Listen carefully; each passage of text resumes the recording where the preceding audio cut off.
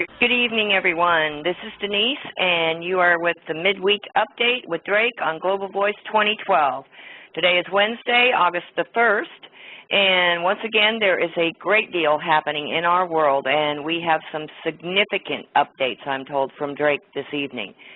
I am trying to hone my radio hosting skills or hostessing skills, and first I would like to apologize for this past Sunday's fiasco with the calls dropping and my inability to access the host board and then the abrupt end of the program earlier than it should have been. We were in contact with Blog Talk Radio, and they responded via email that the issue was, in fact, a Blog Talk Radio problem, that they had their servers go down for a period of about 9 minutes right as we were going on air. So it's supposedly the reason that we had 3 tumultuous hours of fun and games. What happened was definitely a technical problem, and there wasn't anything we could have done to correct it. And let's just hope that never happens again.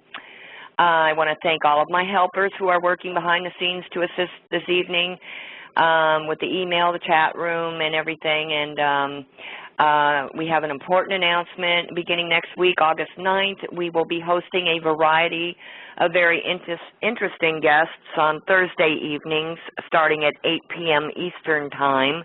Our first guest right now has inside knowledge with respect to Fukushima and other topics which could be relative to all in the fight to overcome the tyranny and disinformation that is being propagated around the U.S. and around the world.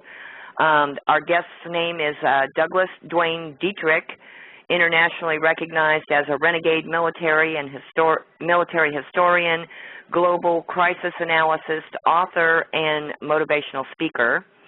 And also, if you missed it, last night Drake was on the YOW Radio program, which is a paranormal show here on Blog Talk Radio with their host Marshall Masters.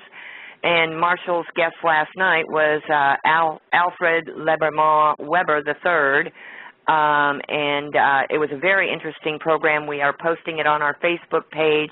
If you are not a part of our Facebook group, I recommend that you go to Blog Talk Radio and look up YOW Radio. That's Y-O-W, and listen to last evening's program.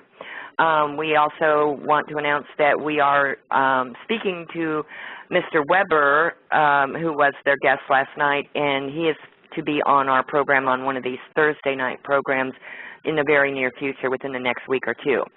That being said, Drake, welcome to the program, and welcome Minuteman, and welcome Lady Dragon, and thank you.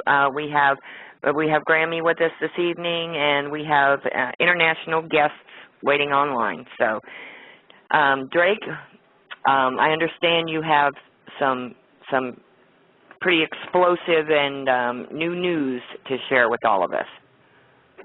Yeah. Geez, where do I start? Where to start? I'll tell you what I'd like to do. I'd like to have Lady Dragon give her update. Are you ready, Lady Dragon? Yeah, I'm here. Ooh, feedback. Okay. Yeah, I know. Yes. I got 2 phones going. They talk to each other and they cussing. Okay.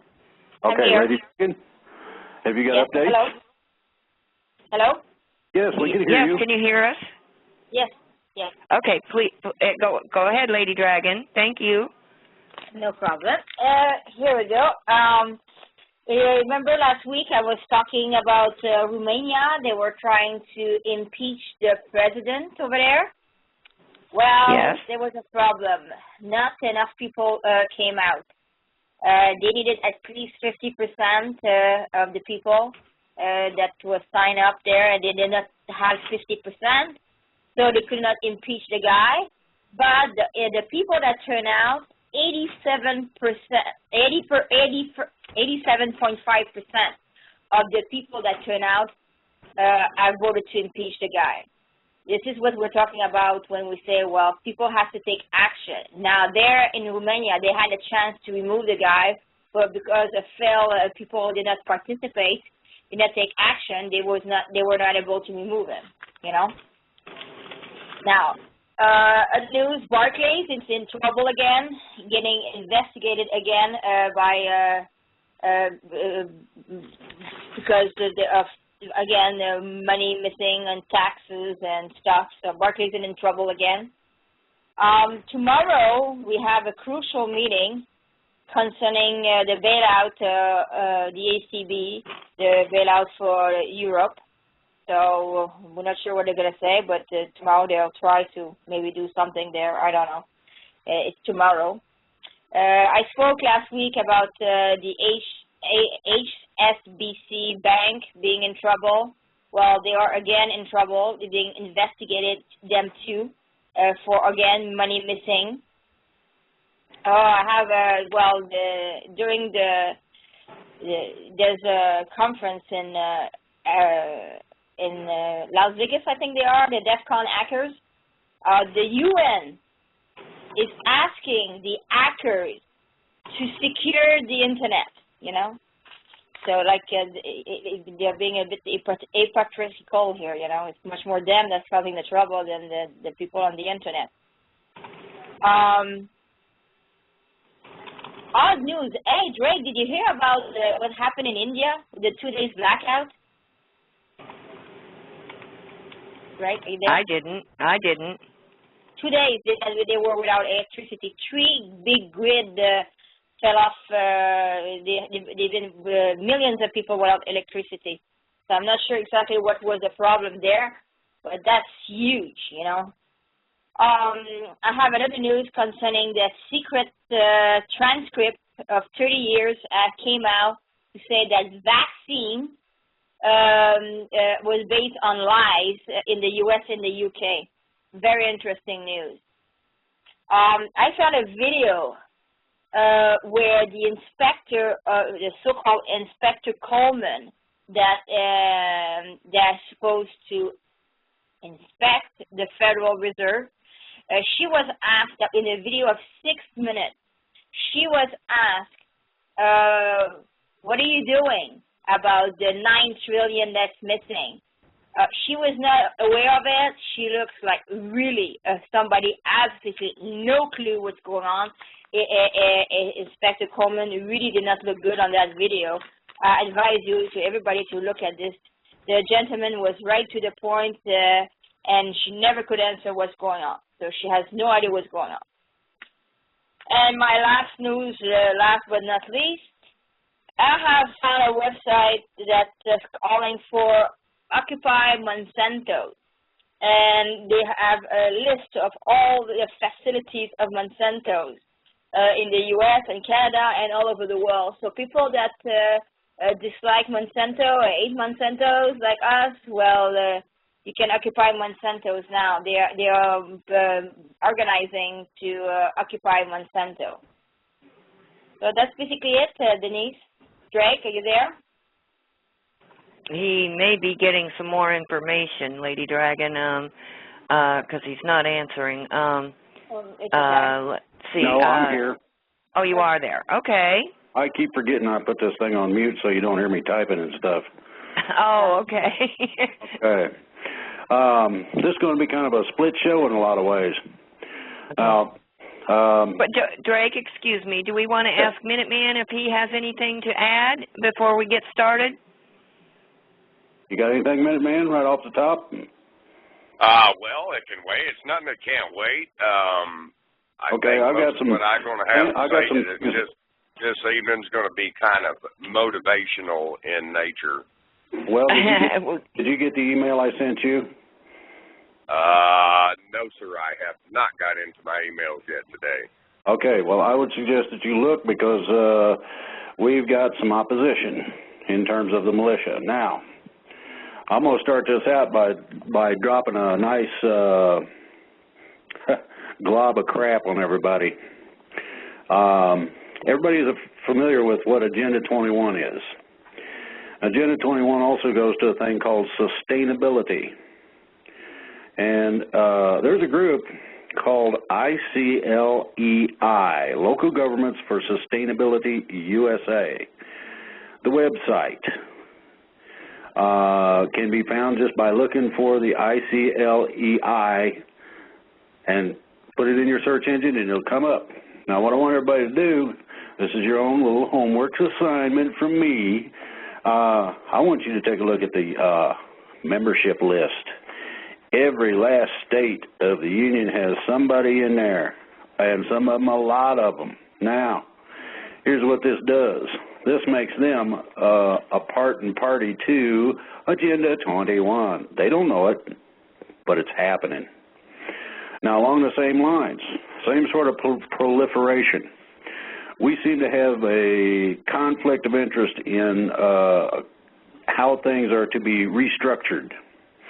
I keep getting emails about Reclamation Project X, and I answered the man who sent me the email rather concisely, and I hate to say this, but apparently the man can't read. It's been expressed, okay, that a lot of actions have been taken, and by a whole bunch of different people. And this is going to tie in with the next little mention I've got going here. Several of the things that are happening are that a project was completed, and that project basically set our country free using foundational documents. It also included the right and privilege and official acknowledgement of the military's right given to them by the civilian authority to take action. I've been talking about this stuff for a while. Everybody's heard it, I'm sure, at one point or another.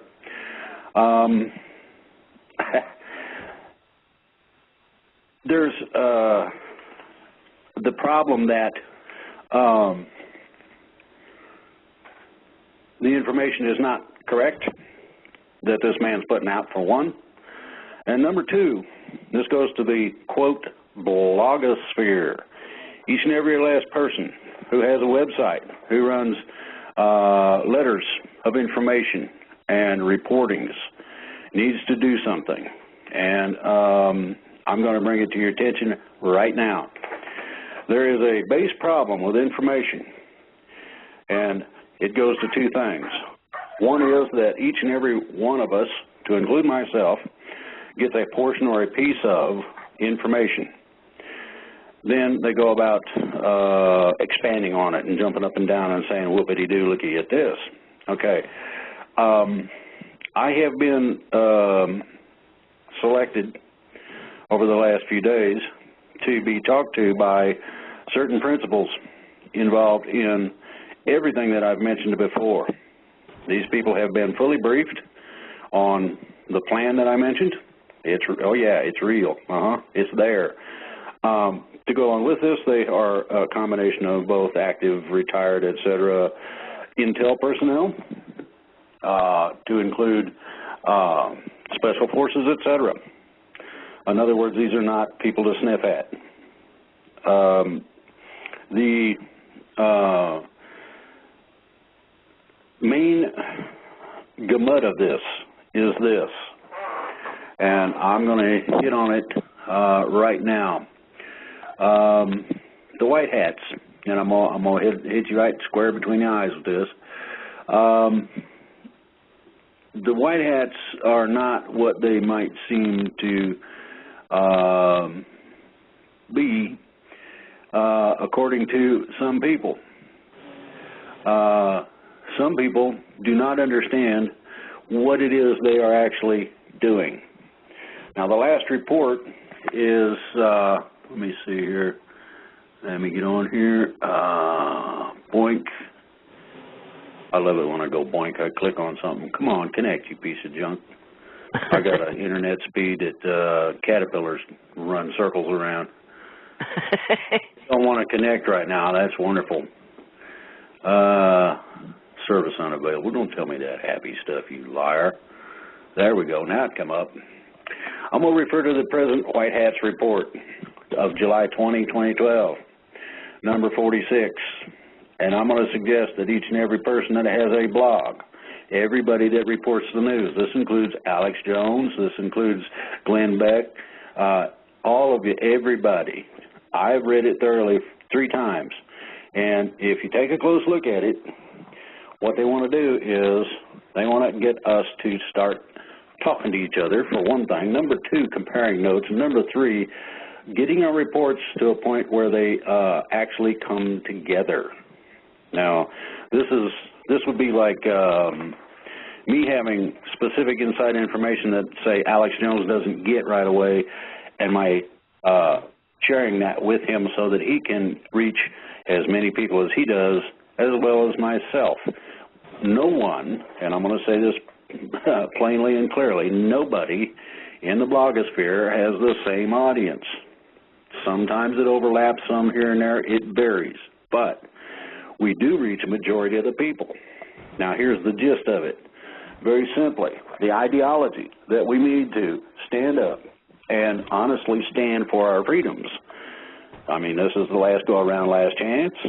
I hope everybody understands that. I mean, we're on the edge, and there's probably a lot of people that in militias that are nervous, and they got their guns ready, and then maybe even in their hand ready to go. Okay, that's all well and good. Now, I'm not going to tell you that I'm going to give you somebody to chase that ain't there, but what I am going to say is that you need to relax just a little bit, and I'll tell you why. Over the last few days, I have been in touch with a combination of people. These people come to me from high level. I asked and requested direct contact with those who do the combination of coordination and planning and implementation. That contact has come through over the last few days. Now, what this stipulates is this. I have expressed unequivocally, without doubt, plain English to them, that the militias are not about taking on the military, blowing up government buildings, and other stupid things that cause problems. You'll remember, I stated very clearly that the idea of this is a smooth transition from the mess we got now back to something that is not only lawful, not only legal, something that everybody can live with and understand. You ain't got to have a lawyer to explain to you why you got to pay taxes for something that you don't owe, things of this nature. So I want to make it perfectly clear that this is what I've been about. I've been after the truth, irrespective as to whether I'm right or wrong as to what I've stated, irrespective as to who don't like it. And I have, over the last few days, garnered some of that truth. One of the bases for this is something that somebody sent me. I'm not sure if it was Facebook or email or what, but a lot of these people who would like to have things all nice and peaceful and probably be sitting in a lotus position going, don't want to pick up guns. They do not want to be aggressive. They do not want to harm anyone. Well, you're correct. I'm not going to tell you you're wrong. What I'm going to tell you is that if things work out correctly, all of us can put our guns down. And this is coming in very short order. I've tried to tell people to get ready. If you ain't ready right now, you might be in trouble. Now, here's the gist of it. Things are underway, as I have stated before.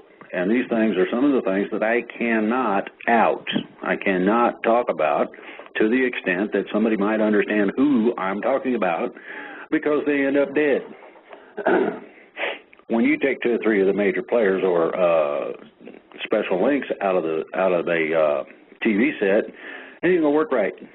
Well, that goes to the planning, forethought, etc., that deals with us being set free. Now, we are primarily responsible to set ourselves free. It ain't up to somebody else. We will be assisted in that process by a variety of different forces. I have personally been offered the military forces of several nations. The militias have at least heard some of my message, and that message talks about removal of crooks and criminals, mass arrests, all kinds of fun and games and happy stuff. Well, it's closer than you think, ladies and gentlemen. And the reason I know this is because I was advised. I was given a security briefing. It was sort of general in some respects, but specific in a lot of others. It cleared away a lot of the fog and questions that I had. So far, I don't have any questions at this point left of them. Now, the problem is this: conflicting positions on blogs, radio shows, and TV shows, etc., within the freedom community.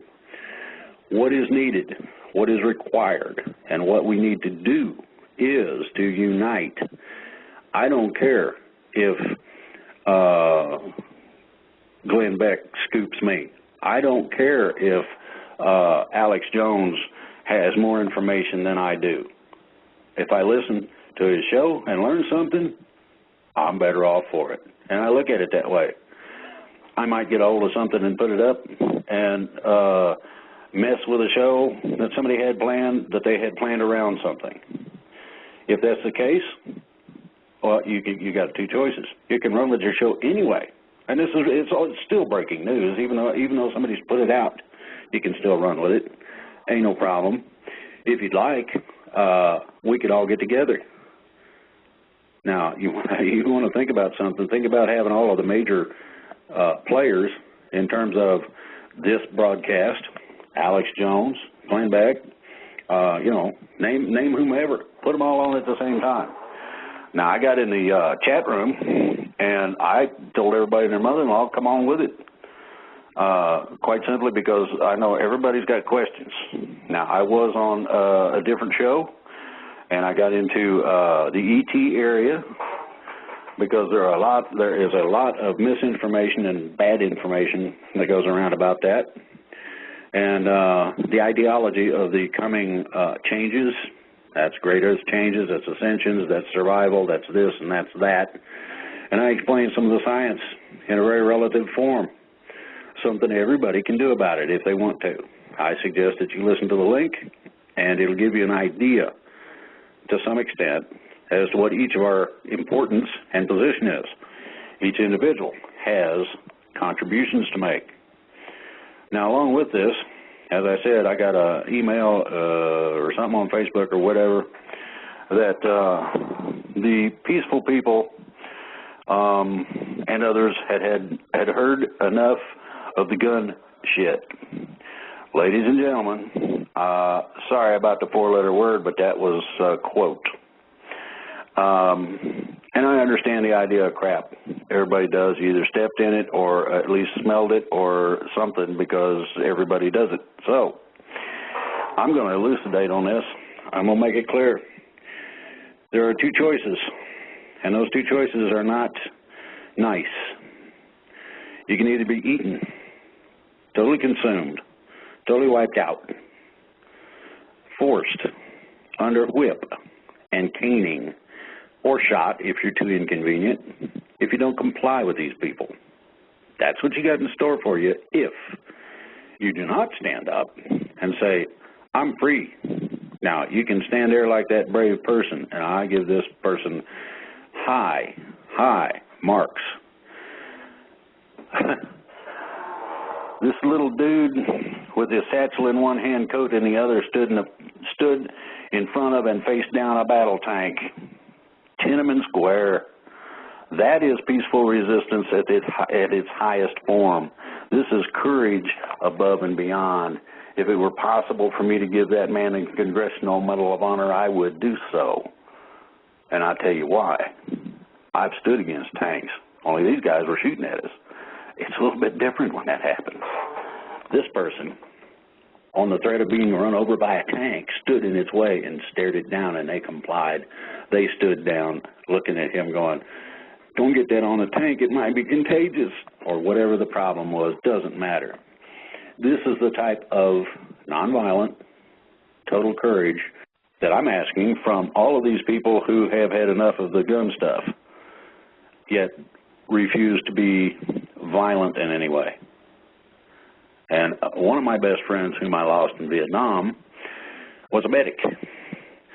And Doc was one of the best people I ever met. We became best friends. He got caught. He got separated, and he died for his trouble, and they killed a good man. He would go through a battlefield, treat all of the GIs, and then he'd turn right around and use up all the rest of his medical supplies on the enemy. He was well known among a lot of villages as the, it's sort of an angel position of mercy who would come and alleviate their pain and their suffering.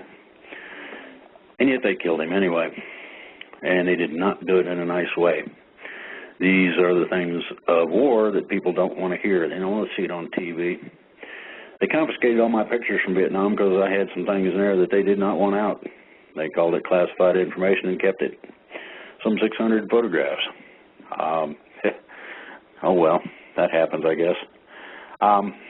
Okay, so enough of the gun stuff.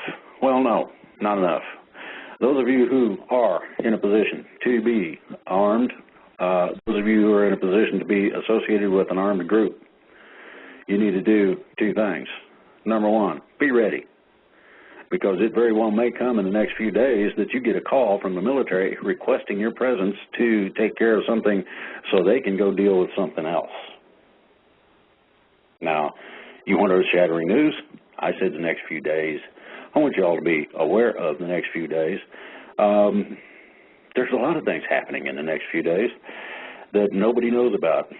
It's all under the rug, behind the scene, and not talked about so that it can be carried off, so that the plan will work, so that the opposing team doesn't know what the quarterback's doing. Real simple. There's nothing complicated about it. Now, what my suggestion here is that we look at something. And, Rick, did you have a chance to go in your emails? Yeah, I sure did. Did you find that link I showed you? Yes, I did, and it was all over Facebook as well. Matter of fact, it's on my timeline. Okay. Now, one of the big questions that the military has had and had not heard from anybody who could either speak about, speak for to some extent, were the militias, the armed groups. These people gave a huge sigh of relief when they found out that the militias and armed groups are not looking at targeting them, but rather being on their side and assisting them whatever it takes. They were overjoyed to hear that. We just made friends out of the military if and so long as the militias act correctly, as we have stipulated. Rick stated it, and so have I, that you're not to engage, that these people, if they need your help, will come calling for you. It could be an officer, it could be a non-commissioned officer, a sergeant or something, but they'll come down the trail with a couple of guys and, hey, man, we know you're in the woods here. We need to talk to you. Send somebody out to talk to them. Yeah, keep an eye on them, but send somebody out to talk to them. Find out what they want. And as soon as you find out that they're asking for your assistance, give it. They probably will want you to do something that would short them on manpower. They have maybe an objective that requires everybody they got. And if you can hold a position or make sure that a bridge is secure or whatever it might be, you would then assure success. Now, everybody wants freedom. The people I talk to are those, I'll say again, who coordinate, plan, and execute at the highest levels. This is nationally and internationally. It's not a limitation on that. What it is the opportunity to be a part of that effort which sets us free. That's how important and earth-shattering this should be to everybody. We don't have long to wait, nor long to prepare. That said, the rest of this is simple. I mentioned a plan, and that plan's real. These people have been briefed. And the reason I know that is because I asked them specific questions that only they could know if they had been briefed on it or read it. They answered them absolutely correctly, so therefore I know their validity. The second part of this is that the plan stipulates that the transition from what we got now, and it's a god-awful mess, believe me, what we got now to a constitutional republic that we had before, without interruption, without problems, without rioting, without the fun and games, is on its way. I had the final word over the last few days confirming this, and as I said, I qualified my sources by asking them specific questions about certain portions of things that no one knows but me, the plan, and those people who have either read it or been briefed on it. So, fully qualified, and I can't out anybody, and I ain't going to say who. I will tell you this. Within the next couple weeks, everybody likes me saying 2 weeks, I'm sure by now. Within the next 2 weeks, you're going to experience one of the most extraordinary acts on the face of the planet ever happened.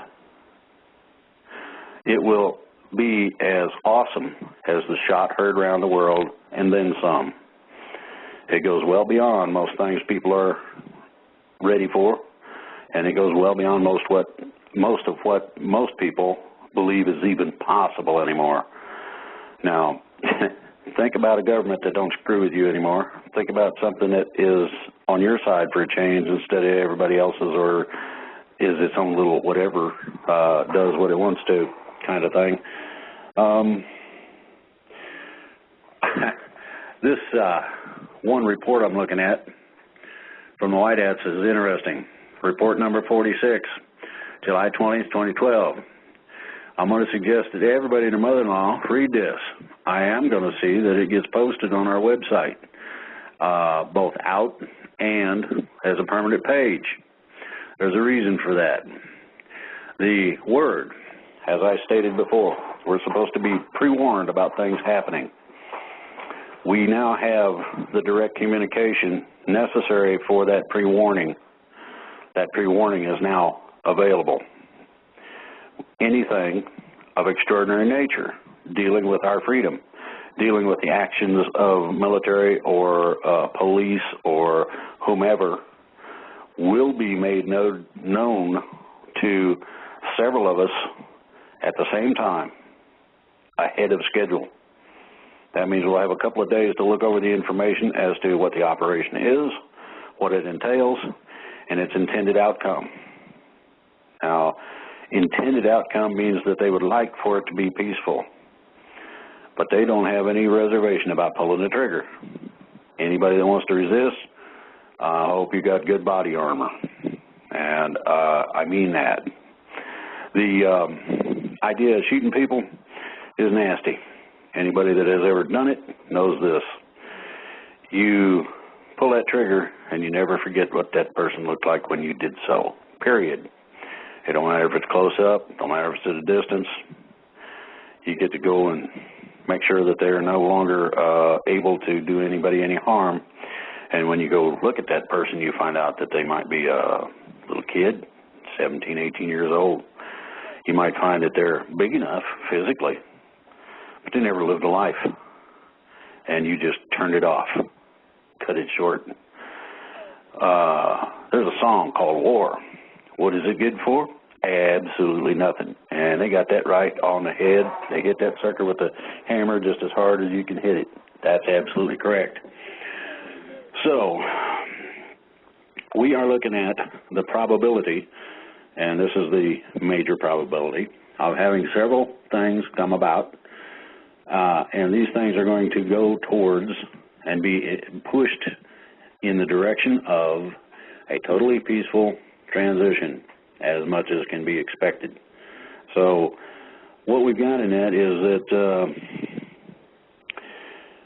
this platform of releasing information, putting things on the website that nobody has ever seen before, didn't know existed, and didn't believe it until they saw it, that's still going to happen. There's still some stuff going to hit the fan, big chunks. But there's a little bit difference, and a little bit of difference today is this. we need to do two things.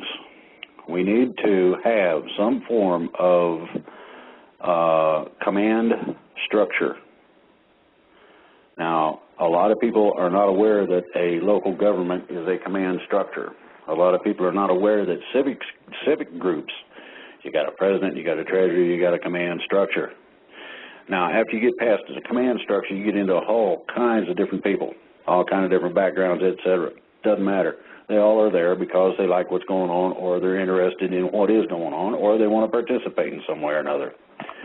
This goes to community groups. Now, the best part of community groups is this: phone trees for communication. Now, our communications are not going to be interrupted.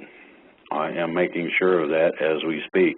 Things are underway that nobody knows about, but it's going to surprise some people. The problems that have been expressed are that of not being able to build a group. Nobody wants to hear that. Okay, well, there's going to be a bunch of validating experiences, incidents, and happenings over the next days. I'm going to say a couple of weeks. That's one of my favorite sayings anyway. That will validate a lot of the things I started out saying. And people best pay attention. There is no fun and games in this, no pun intended, and nobody's playing games. This is just about as serious real as it gets. So I want everybody to, if you haven't gotten ready, to be ready for having a couple of 2-3 days where you got problems with supplies of different sorts and that sort of thing. You know, I said a week, maybe 2 at the most. Well, that's been pared down. They got things in order to a point where it's only going to be a few days, probably at the most. I want everybody to be thankful to people in position to spend 24/7 working on such things. And that's right. Some of these people have put in 2, 3, 4 days straight working at this, making sure that we are not inconvenienced and that they don't have a whole big mess to deal with because we are. Pretty simple. Works both ways. We don't have to worry about the phone not working and the toilet not flushing, and they don't have to worry about somebody that's mad because the bathroom stinks. So, works real nice. Now, Rick, I sent that to you. You already had that, I take it? Yep, sure did. Okay. You want to express to the audience as to what that is and what it entails? Why, sure. It's a little piece that ABC is going to be running, and its purpose is to demonize the militia. Looks like they picked the Texas militia to pick on. Wonder why. Look, folks, you're going to see a lot of disinformation going out there. I noticed another story about a fellow that I know personally, that he's some kind of COINTELPRO agent and trying to cause as much dysfunction, division, doubt within the Patriot community. Some of y'all know that that has happened to me as well. Well, folks, there's a reason for this, and that's to cause dysfunction. It's to cause doubt. It's to cause as much problems for the militia people as it possibly can. And I just want everybody to be real aware that you're going to see more of this stuff probably coming out the closer we get down to getting all this stuff under control. And that is bringing our country back to its original foundings. I'm going to try to pull it back up here, Drake. My computer likes to turn itself off, so I'm going to kind of do the best I can to read some of this so our listeners understand fully. Now, I'm looking at posting this on our website, too, by the way, Rick. Well, yeah, it'd be a good idea. We need to raise awareness that things like this is going to come about. Okay. Drake, the White Hats report, number 46, by the way, is on your website. It is at AmericanNationalMilitia.com, and it is in the black menu up at the top. It's the first line item on the second line, White Hats report. Has it also been sent out? Yes, it was. All right. Yes, we sent that out a few days ago. I do believe, so. Drake. Yes, and it is on your website. Thank you. How you doing, Rick? Did you get that thing to cooperate yet? Yeah, the link you gave me, it just says, oops, can't find it. So we're going to go to my Facebook page here real quick and pull it up off of that. Posted this morning. So I was aware of it. I did read it.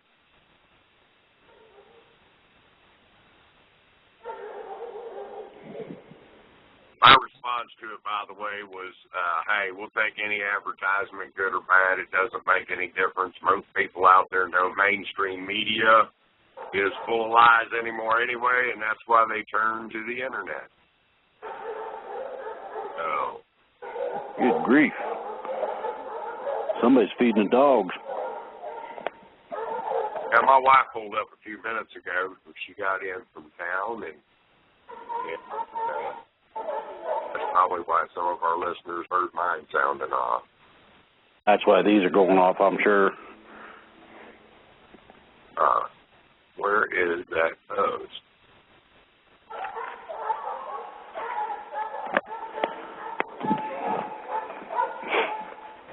That link didn't work, huh? No, sir, it did not. It just kept saying, oops, it would not. No, we're being interfered with. I'll take care of that tomorrow. We'll get it. We'll get it. Okay. No, what I'm saying is, Denise, it's actually gone off my timeline now. Hold on a minute. Let me explain something to everybody. One of the things that is being done is interfering with the programs. This has happened more than once, where servers have been taken down, phone lines cut, you name it, things disappearing from websites, etc. I was informed that this can be addressed, and I am to have contact tomorrow with the same people again, and this matter will be addressed on a final basis, whatever that takes. I want everybody to understand that. I did some checking. The problem with the servers going down was done purposely. I assumed so. Well, okay, I got a little background homework here, and we're going to go to it that way. However you got to do it, Rick. Mainstream media is under the control of the bad guys, in case anybody doesn't know that by now. You watch any of the news channels, and there ain't any news. They watch the Olympics, and Uncle John's chickens laid a record number of eggs. I mean, you know, real informative stuff when the rest of the world's going to bad places in a handbag. So this is why CNN, Fox News, and a bunch of these other people are not getting the hits, not getting the people watching, simply because they know there ain't no news on there, or what it is disinformation. Now, disinformation can contain a certain amount of truth. There are several blogs out there that do this on a regular basis. You put a little bit of truth in and then tell the story a different way. It misdirects you. Or you'll have what's called distractions. That's what part of that shooting was. That incident in the theater was reported to me to have 3 or 4 shooters, not just one. To go along with it, the police were advised to look for another individual outside the person that they have decided to adjudicate for the whole thing. So that means that there's a whole bunch of fun and games going on, and that this is not something that is out of the ordinary. This is something as standard practice. And as I stated, I have been offered by people who can address such issues. If there is any issue, just let them know, and they'll take care of it. This will be done tomorrow. Did you find that yet, Rick?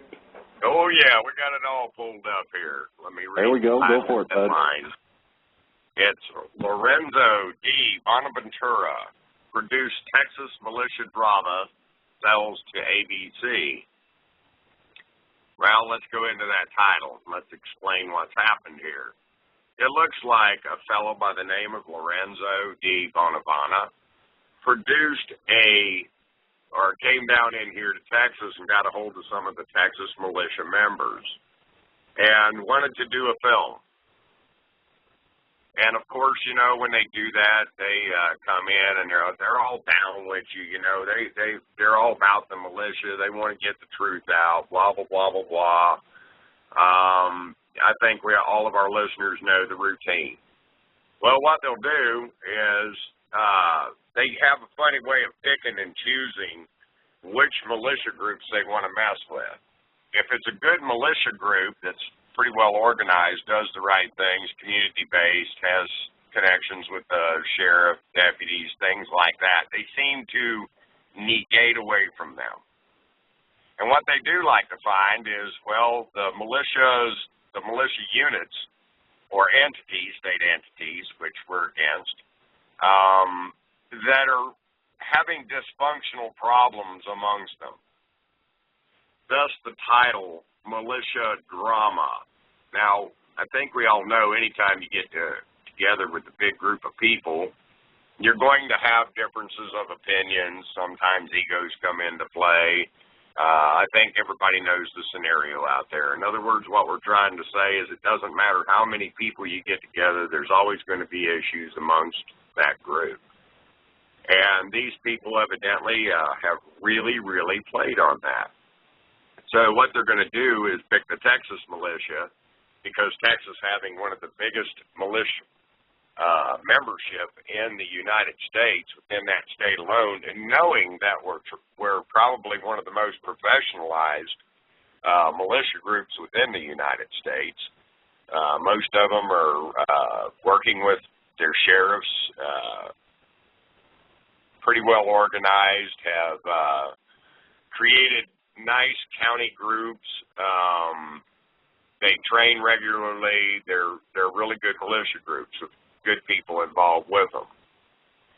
Now, I'm sure that California will be next on the list, folks. The reason being is because, believe it or not, California is second on the list of militia buildup in the United States. Naturally so. Look at the state of California. I would imagine that Alaska militia will be shortly thereafter soon, because here again, it's another state that has a lot of militia buildup in it. So any of these states, folks, we're starting to see a lot of militia take hold in. You're going to see this kind of activity taking place. To give you an example, Washington. I'm not going to go into names, but I have an acquaintance in Washington.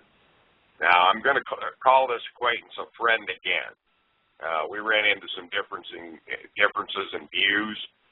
He was once part of RAM. We took a slight separation, and, well, we just managed to make contact again, bury all of our differences, and say, you know what, the movement's much greater than that, and that is the founder of the Triple M. Now, I'm going to make sure our listeners understand this. There is some negative information running around here about this man. And I'll tell anybody, I don't care what differences I've had against this man, it's not worth the argument, and he is not a COINTELPRO agent like the information suggests.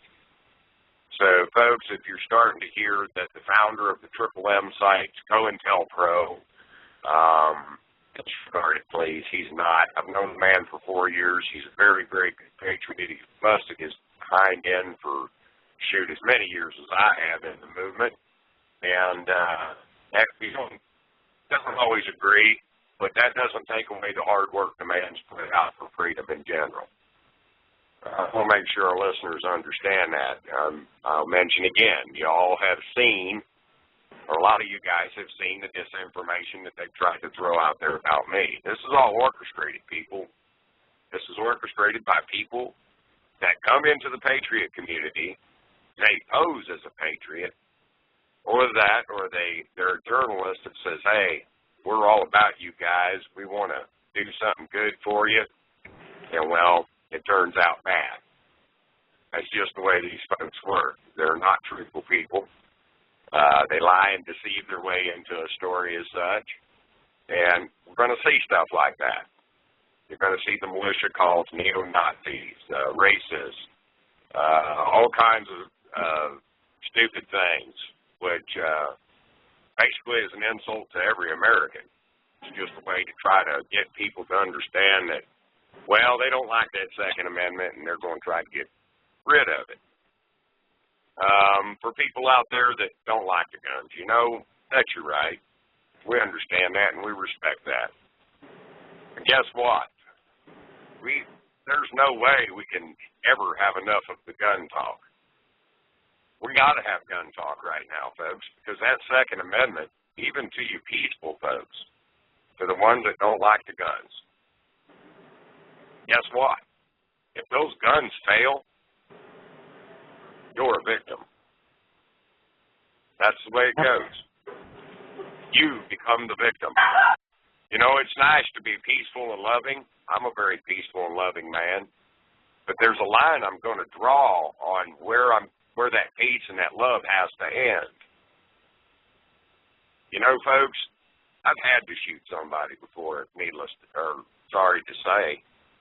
And as Drake put it, it's gut-wrenching. It's something you ain't never going to forget. It's not a fun thing to do. Not at all. It's a horrible, horrible act. But guess what, folks? I will put myself through that again if I feel like my family's in danger. Here again, I'm going to go over a scenario. Let's say 5 people break into a peaceful person's house.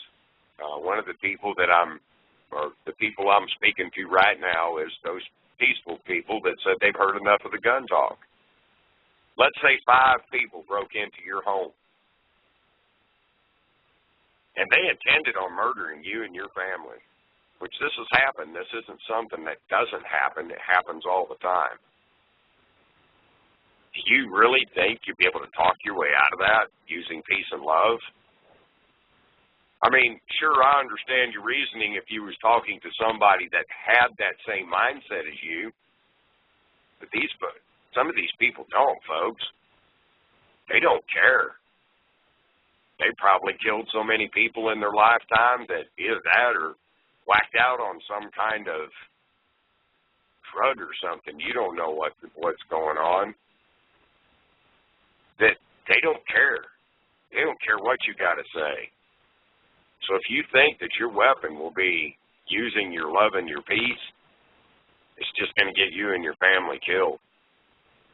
And I really hope that you'll listen to what I'm trying to tell you, because I'm trying to tell it to you out of love, not hate, not the want to kill. I don't like killing anything, folks. When I hunt, I even got to admit, when I pull the trigger on my prey, even though I know I'm going to eat him, I don't hunt for sport. I don't hunt to put racks on my walls. I'm not that way. I hunt to put food on my table. It saves me a lot of money throughout the year, and my family eats healthy meat that ain't polluted with a bunch of stuff that's polluted in the grocery stores. Every time I pull the trigger on even that animal, a part of sorrow goes through me that, like Drake said, I just took it all away from them. And that's something to think about. It's even worse when it comes down to pulling the trigger on a man, because you're not going to eat them. Just something to think about, folks. I know we all want peace and love. Lord knows I do. I don't go around threatening anybody with my guns. Never will. Never been like that. Try to use reason. Try to talk to people in a civilized manner. But there's just some people, folks, out there you're not going to be able to talk to like that. I mean, it's great that peace and love exist in the world. We're going to need it. We need it to survive. We need it to be able to treat one another with the respect and dignity it takes to be a free people. That's understood. I also made a comment earlier in Facebook about love and hate. You know, somebody accused Drake of teaching hate, and I'm like, you know, you can't teach people love and hate. It's something that we're all born with, whether we like it or not. It's how we care to use it that makes all the difference. Of course, if you're going to rail and hate all your life, it'll burn your heart out and it'll turn you into a bad person, a hateful person. Well, I've never been like that ever in my life. And I don't think Drake has either. And what we all need to understand is there are all going to be set purposes in this. And if you don't want to pick up a gun, that's fine. I understand people's right not to pick up guns if they don't want to, and I respect that right. I will fight with my gun so you can retain that. That's just how I feel. But if I have to pick up my guns and fight, folks, it's not going to be out of hate. My compelling factor is going to be out of the love I have for each one of y'all's freedom. That's going to be the compelling factor that moves my finger on that trigger if it's necessary, and only if it's necessary. And another thing I'd like to address is people seeming like they want somebody else to come and save them. I know Drake touched a little bit on this. Guess what, folks? Your freedom lies right in your hands. I don't know how many times we've come on this show, and I don't mean to punch anybody or kick anybody out there. That's not the intent on this. The intent is on this is to get you all to listen to what we're saying here. The responsibility of our freedom lies squarely on our shoulders. We have to do our part. The only white knight you're ever going to see is the one you look at in the mirror every morning. That's it. That's all you got. People asking, well, when you and Drake going to make these arrests? That we ought to be the ones to go out first and make the arrest. That opportunity might not be available to us, and somebody else might have the opportunity to do something we can't. So look, we've tried to provide everybody with the tools, but it's up to y'all to pick up the tools and use them, and don't put them on us. We're going to use those tools too when we can or when we have to. And believe me, we're working on it. But we can't be sitting there going, well, wait a minute, we need somebody to do this, this, and this before we feel comfortable with it. Folks, I didn't need nobody to hold my hand 21 years ago when I woke up and I said, you know what? I just learned what the Second Amendment's really about in life. I understand it now. I understand I have a responsibility and a duty to my country to be armed, to be in a well-regulated militia, because now I'm seeing why we no longer have the security of our free state. It's the people who have laid down. They let this government take everything. It's okay. That's what they told y'all. It's okay. We'll take care of y'all. Well, now you see how well they've taken care of you. They've ruined your economy. They take and they degrade your people, your patriots that stand up to try to give you back your freedom, try to give you the motivation to give you back your freedom. They install fear in you every day of your life to keep you sit down in a living room somewhere. And if that don't work, folks, they took and they made everything cost so much money that you and your wives now have to work, and some of you are having to let other people raise your children, strangers at a daycare center. Folks, if that ain't motivation enough for you to look at your children, for you to look at yourselves, to search your souls when you do it, and make a decision to do the right thing. And think of it well. We're not asking you to be violent. We're not asking you to be idiotic with things. Folks, I know you all only see type on Facebook when I'm concerned, or Drake, or some of the other people out there. But I can guarantee if you meet me, you're going to see every day I wake up with a smile on my face. When I talk to people, I don't talk to them about dumb stuff. Try to be respectable, dignified. I hate getting mad. I hate yelling at anybody, so I try to reason with them. It's things like that. We got to get back to real honor, folks. We got to get back to the real responsibilities that we all have, and quit trying to shuck it off on someone else. A lot of us are overloaded as it is. Lord knows I am. I can't even imagine how Drake is right now, or Grammy J, or Denise. All these people, there's tons of them. That's just a small portion of the people that's hard at work. Heck, there's some people hard at work that I don't like. But you know what? They're still hard at work. When are we going to help them? We all have to come together, right, Rick? And say, it's time to get busy. We can no longer afford to wait. Drake and Rick are right. The best white knight we have is the one I'm looking at in the mirror. I got to do this for my family. Because if you're not willing to stand and you're not willing to use the tools that we provide and that others provide, we're not the only ones. There's other tools available too, folks. If you don't like our toolbox, look, there's other toolboxes out there. They're all heading to the same road. So pick the toolbox up and use it. You know, there's a saying they have here in Texas. You can always lead the horse to the trough, but you can never make the horse drink. That's the horse's decision. Yep. Just as it's your decision, get your freedom back. Drake, That's about all I got to say. Well, I got one more. Oh, go ahead, I got Drake. one more thing. Hello? Go ahead, Drake. Go ahead. All right. I got one more thing. And this goes to being armed and being able to defend yourself. Irrespective as to whether it was a dozen or two or one shooters. We had a shooter come into a theater. From what I understand, there's more than one. And that one person, because nobody in there had a gun, was able to do considerable damage. The responsibility of a person who carries a weapon is the same as the old police saying, protect and serve. The weapon serves the individual in whatever way they determine it to do so. It can be evil, like the gunman that shot up that theater, or it could be that somebody didn't read that stupid sign that said no weapons allowed and put it under their coat and brought it in anyway.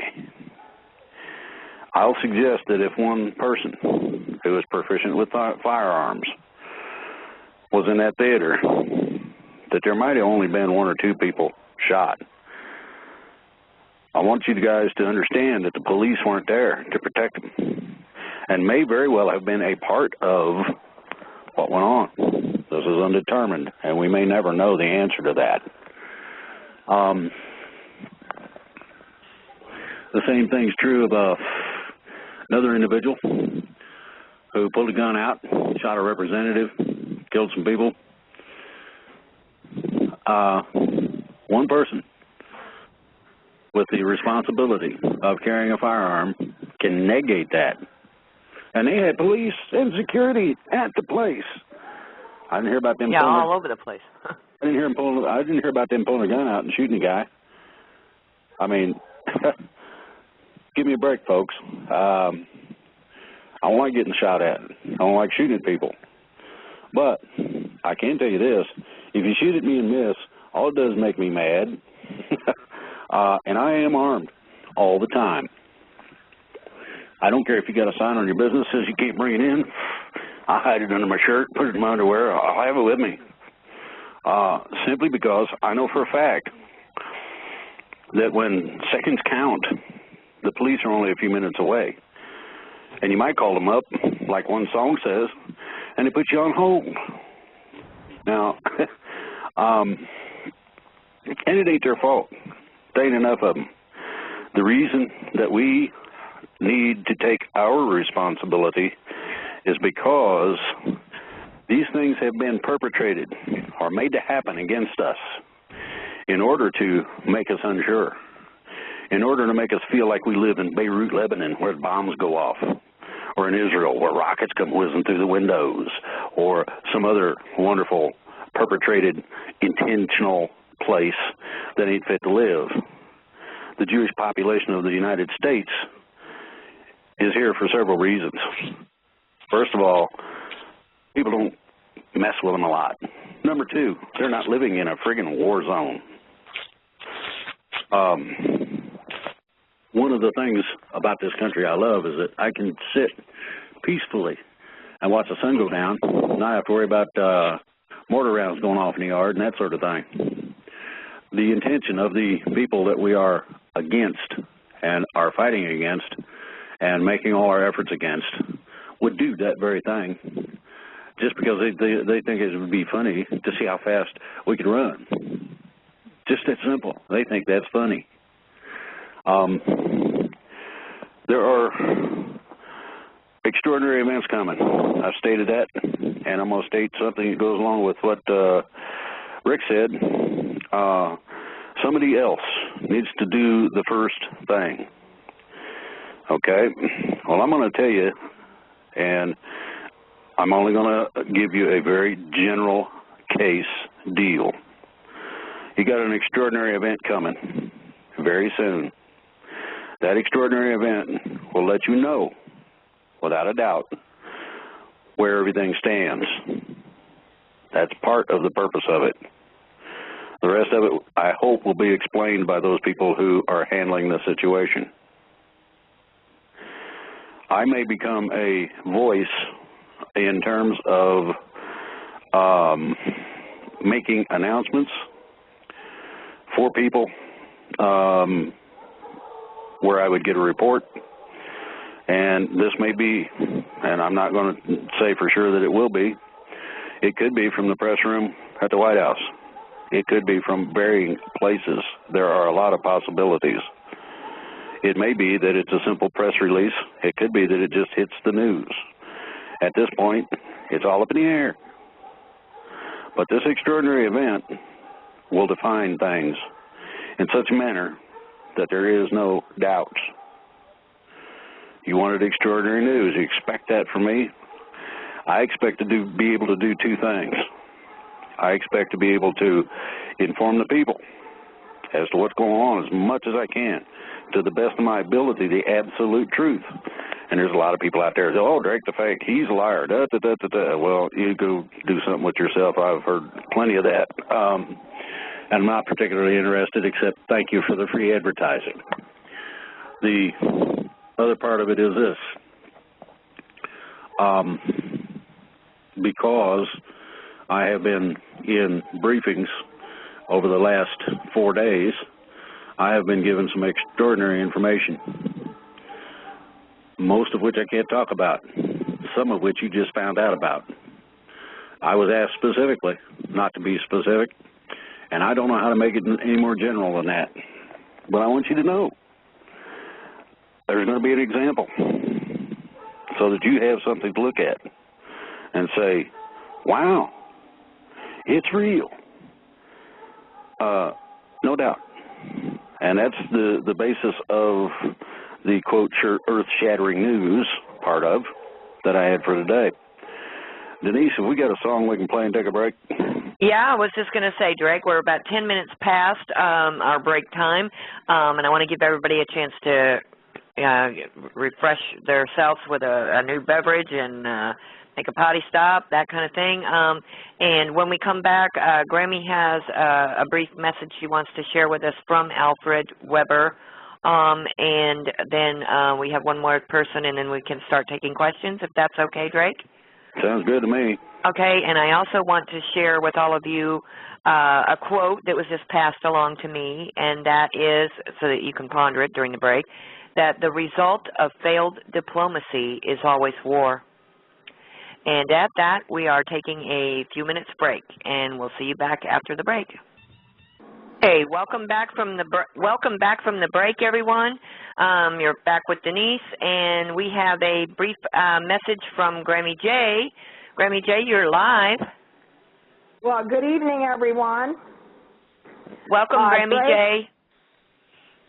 J. Let's see if Drake is back. Drake, are you back? Of course. Of course, okay. Hey, brother. Hey, sister. I have an important update for you. For me? I have just received another communication from Alfred LaBrema Weber III, and he says that he can confirm that he can be on the show next Wednesday, 7 to 9 p.m., so he'll be available for 2 of the 3 hours of the show. Great. Good. Thank you very much, Grammy. We appreciate that. Yes, and And I have the rest of the contact information, Drake, and I will send that to you and Denise in an email. thank you so much, Grammy, and thank Alfred for us, and we'll be in touch with him really, really soon. I will, and God bless to everybody out there. Thank you, Grammy. Thank you for coming on. You're welcome, sweetie. Okay. Bye-bye now. Okay. All right. Drake, are you ready for questions, or did you have any follow-up information you want to pass along before we get started?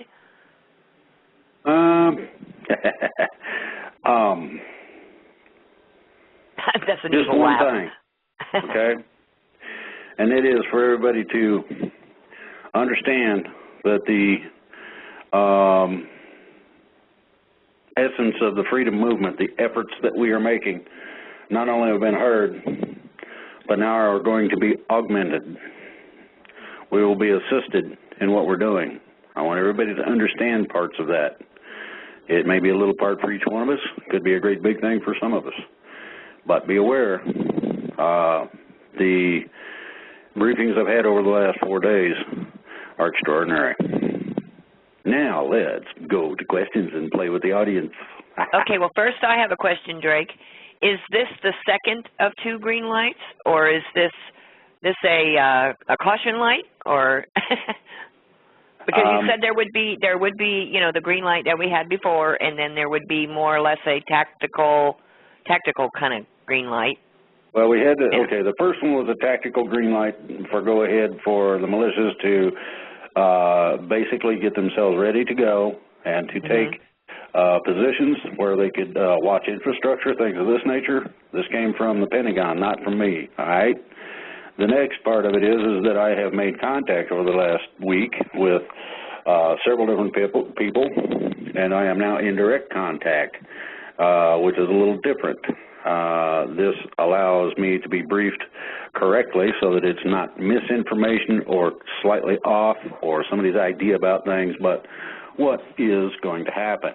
Now, everybody's familiar with that shot heard around the world, I would assume, and that was the Civil War, Declaration of Independence and all that happy stuff, and 4th of July and fireworks, and you got the idea. And what happened was people were put in a position where we, the people, were allowed no other option except to pull the trigger. It is that level, the shot heard around the world level, that this thing is going to be. So everybody kind of keep your ear to the ground, because things are going to start shaking and wobbling, and we're going to hear about this, I guarantee. Okay. All right, Drake, we have, of course, innumerable questions here. We just have tons and tons of them. So let's do our rapid fire thing here again. Okay. First question is from Bruce. Neil Keenan stated that the BIS has been closed up and trading accounts have been shut down for 90 days. When did the 90 days begin, and can it be shut down again if need be? Don't remember the date that it started exactly, but yes, it can be shut down innumerable times, depending on what the situation may be. Now, there are Neil Keenan is not the only factor in this. I want everybody to understand that. There are other factors that weigh just as heavily as what that man is trying to accomplish, and that's part of the information I received the day before yesterday. So now everybody can run with that. Okay. Question number 2. What is your opinion of Tolec, T-O-L-E-C? He seems to agree much with Cobra, and can you tell us if it's something, like to follow or not, or? There are a lot of things in planning. There are a lot of things in the works. Personally, I would just as soon stay out of the ET arena, excepting that I want to make sure that the information that is put out is correct. Now, some of the things that Cobra has stated are partially correct. There are things going on that have not come to light yet, but will shortly. So these things, what you have to remember is these tellings, these prophecies, these directives do have what's called wiggle room. They are not absolutely written in stone. In other words, if a variation comes up, it can change the manner in which the operation proceeds. It can either shorten or extend the life of that operation. So you got to take things with that much of a grain of salt at the very least. Okay? Okay. All right. Well, the next question was about the Galactic Federation of Light. It doesn't digest well. What was your opinion? So we'll pass on the galactic questions, I guess, for now, right? I'd appreciate it. Okay. From Kathy. Drake, if we are so poisoned by chemtrails, GMOs, fluoride, HARP, and mind control, how is it that we are to miraculously pull our act together and get rid of this problem? That's called advanced technology, some of which already exists in terms of being able to heal the general human genome back to its original state. There are a variety of both machines, supplements, spiritual treatments, etc., that goes into the healing of an individual. You'll note that nobody, and I mean nobody, says that what they do, what they have in the way of a product heals.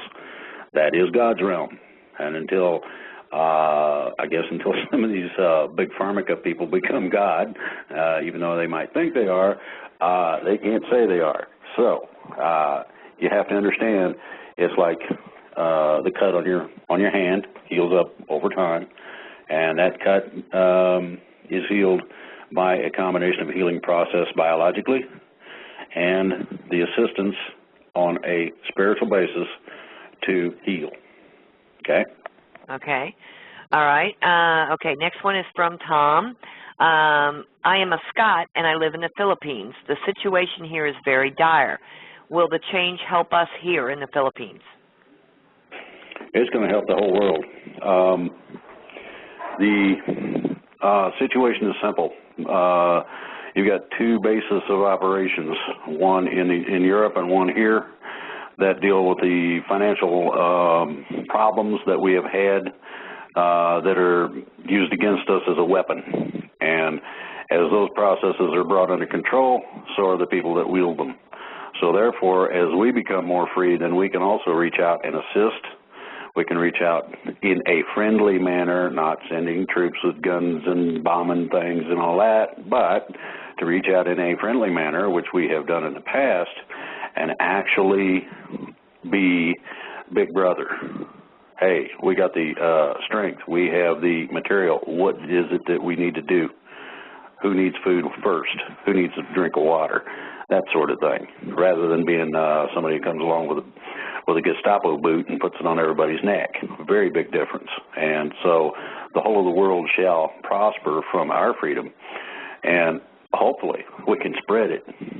Okay? Okay. Now we have a whole series of questions, Drake, regarding the Aurora shootings. I don't know, do you want to address those this evening based on the other news that we have coming out, or should we maybe address all of those questions in a frequently asked questions kind of like blog? I can give a quick overview of some of the things that have been found out. Okay, because there's really accurate. Okay, because there's some brief questions, you know, regarding. I don't want. Let me just do this and allow the questions to come then to us in email or something. Okay. First of all, this was a staged event. This was to further the progress of disarming the populace. The second part of it was that the man who is now in jail and charged was not supposed to survive. Number two, there was more than one shooter. I've heard 3 or 4. I don't know. Then to go along with it, I find it extraordinarily interesting that someone in the crowd did not have a weapon. How that was managed, I'm not positive of. I don't know that there were not some people that were in the audience that had weapons that they left in their car because they knew they were not supposed to bring them in. The situation becomes blatantly obvious. There's pictures of the gun used, and it hit a 30-round clip, not a 100-round clip. The scattering of the different parts of the supposed body armor, gas masks, etc. When there was more than one gas mask found, that sort of kind of makes you wonder. To find the guy standing around in his tennis shoes at his car, not knowing who he is, looking at him in court and seeing him nod off from whatever it was, drugs that they had given him. There's way too many questionable things with that to give it validity as the random act it's supposed to be. And that's basically where I'll leave it. Okay? Yeah, because they were asking, pretty much looked like it was a botched black op, huh? Pretty much. Yeah. Okay. All right, Drake, next question. This is from someone named Satori. Drake, do you have any word through your network of what is going on in Anaheim, California right now? Non-uniformed people in military garb and no apparent insignia whatsoever on the roofs of the police department, etc. Internet rumors of citizen arrests. What is happening in Anaheim? They're going through some changes, in case you didn't notice. There's varying reasons for lack of insignia. It can be Special Operations Police Force, and by that I mean everybody knows about SWAT. Well, these are the specialized SWAT. These are the people that will dress in civilian clothes, not disclosing the fact that they're policemen and show up in a crowd in order to snatch somebody or to make sure that order is maintained where they don't expect policemen to be. The other part of it is that there are citizen arrests.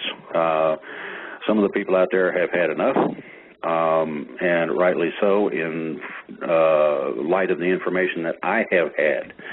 Now, whether or not these things will come to the correct result is anybody's guess. In other words, you have, in this situation, the problem of chaos for both sides, and the extra chaos of the good guys on both sides not being able to come to the truth because of the chaos. This is why chaos, this is why the ideology of anarchy in terms of tearing the government down so that there isn't one kind of ideology, it causes more problems than it helps. This is why it's not a good idea to riot. Yeah, big crowd can show up, that's fine. Civilly ask questions. Try your best not to scream. Try your best to show respect both ways. All of that will be returned. You'll get to a much better answer much more quickly. And so this is why I have advised people not to go too far in, I'm free whether you like it or not, and I'm going to stick one up your whatever and all this happy stuff. You don't need that. What you need is to find out what the root of the problem is and address it in such a manner that it cannot happen again. That means that anybody, as an example, who would have the psychological makeup and reactivity that a person who would coldly pull a trigger needs to be ferreted out of law enforcement. I don't care. I don't care what the experience. I do not care what the position is. It is a person who is cognitive, a person who is aware, and a person who respects both sides of whatever the issue is that gets the job done with no violence and no problems. Okay? Okay. All right, Drake, and this is something we do need to address, too. We've been getting a number of emails, chat room, and Facebook questions and comments. This particular comment says, we seem to have been taking credit for what others have been doing, and then forwarded and sent us President Tim Turner's call for the Republic of Missouri. And we need you need to address that on air because we're people are very, very confused about President Tim Turner. The only thing he's president of is president of himself. He was not elected by anybody, any majority body that I know of. He's self-appointed. He decided to have a meeting recently of his, quote, insiders, and had them double searched, had double and triple security to make sure there's no recording devices, etc., and made certain announcements about certain things that he had made in terms of agreements with governments, with secret societies, and things of that nature, that supposedly he had been given the United States of America. Now, if somebody don't they just handed it to him. Yeah, if somebody don't find that humorous, you got a funny sense of humor. Now, here's the other part. Don't put it past corporate America to do some kind of ring around the rosy, stupid of that nature. Now, why they would pick him, I don't know. Why, with the legal problems the man has, he's still walking around free. Makes me wonder who is protecting him and why.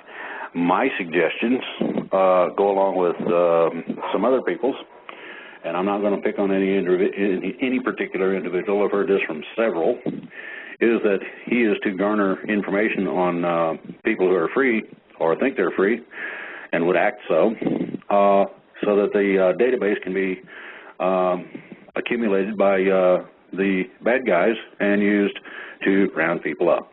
Now, if that isn't close enough to home, it can get worse. We've got some recordings on the website that stipulate the man saying one thing and then turning around and doing something exactly the opposite. So correct. At such time as he's taken care of, he primarily is out there causing problems, in my opinion. Okay, and I would like to tell our listeners as well that on globalvoice2012.us we have a very lengthy list of links and everything that was prepared by a wonderful woman who Drake and I and many of us are very fond of, and she is very knowledgeable about Tim Turner and the RUSA organization that he is behind, and there is a wealth of information with a link on our globalvoice2012.us page, and it's called RUSA Exposed, and I encourage everyone to go and follow that. Okay. All right, Drake, next question is from Bergen the County. Do you think that the other countries will follow Iceland's lead in hunting down the bankers? I'm going to suggest yes for two reasons. Many people are aware that my website is international. There are a lot of people all over the world that listen to it. I was offered the backing of the military of 3 of these countries in order to further our freedom. I want you to think about that. Think about it very carefully. There are other people who are just as concerned with our freedom as we are, enough so to put their people in harm's way to help us. Now, it don't get much better than that, folks, no matter how you slice it. And this is why I'm looking at the fact that we have a lot of people here who are still sitting on the couch. What I'm saying is, no, you don't got to spend a lot of time, but do a little something. It don't matter too much what it is, and it don't take much to do it. And we've covered it pretty well. So, yes, it'll make a difference in every way possible. So, there you go. Okay. Okay, next question from Fred. We all know that most of the food that is sold in this country is, to one degree or another, poisonous. How long will it take to cleanse the stores and supply lines of this stuff? That's a good question. I'm going to suggest that everybody who can should have been and should be growing our own. in case people haven't noticed, we've got an extraordinary drought that's wiping out a lot of the crops here in the United States, specifically corn crops, which goes into just about everything. That means the price of your Wheaties is going up if you eat that sort of thing. This means that anything made with corn syrup is going up. This means that the 10% ethanol is going to get expensive. And we have yet to have any government, individual, or agency stand up and say, the corn goes for food, we'll make alcohol later. Mm-hmm. People have not got to that point yet. Now, I'm going to say one other thing. Ethanol eats the fuel lines and gaskets in fuel systems. Whether anybody likes it or not, it does it. Number two, when you dilute gasoline, it loses its explosive capability, which is what happens when your cylinder fires in your engine. So there's a couple of places here and there that you'll find where they say no ethanol. Try a tank of that. You'll find that you get another 2 to 5 miles to the gallon, among other things. Your engine runs better, and you're not using food for fuel. Next question. Okay. Thank you, Drake. All right, chat question for Drake. What can Native Americans as independent nations do to help out? Join with us.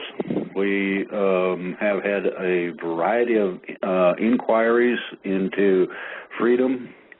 A couple of the Indian nations, or originals, however you wish to be addressed, joined in that first project, and there is great interest all across the Americas in what we are doing, because we intend to try to have what's called a mix. Now this mix, if anybody who is Native American original out there who does their own homework and research knows, all of your base prophecies speak of the time when the red man and the white man shall walk together as brothers. Look that up, get the fullness of it. It's a lot more of a story than what I just said, but it also gives the perspective necessary for all of us to join together. Black, white, Indian, doesn't matter, Chinese, Mexican, Latino, whatever you want to be called, it don't matter. Forget the racism, trash that. That's artificial gobbledygook that's been pulled up by the people who want us to fight among ourselves. If we unite in a general direction, there ain't nothing that can stop the will of the people. This has been proven in a couple of South American countries where they rose up, took the government out, got another government in. That government started acting the same way. They took it out too, put another one in. I mean, you know, they're getting good at it. So I look at that example and I look at us and I say, my goodness, get off the couch. We need your help. Go ahead. Okay. This is a loaded question. This is from John Top. He asks a question. Why was there a terrorist attack in India today? Do you know who did it and how did they get away with it? I hadn't heard about it myself. That almost all your terrorist activities are a combination of what would be termed rogue agents. Now, by that, what I'm saying is that you have two sections in every department. One that goes with the bad guys who would like to be our rulers. The other goes with the freedom side. The rogue agents are on the side of the bad guys, and they follow orders no matter what, kill whomever, or cause whatever to happen. The same way they got loose and got free and got away with it is the same way the people that set the fires in Colorado got away with it and got away. You're paid to do so. As soon as you're done with your objective, you hop on the airplane and you're gone. Pretty simple. Next. Okay. All right. Okay, Drake, are there human beings who are a part of the resistance on the astral plane yet have no knowledge of it while awake?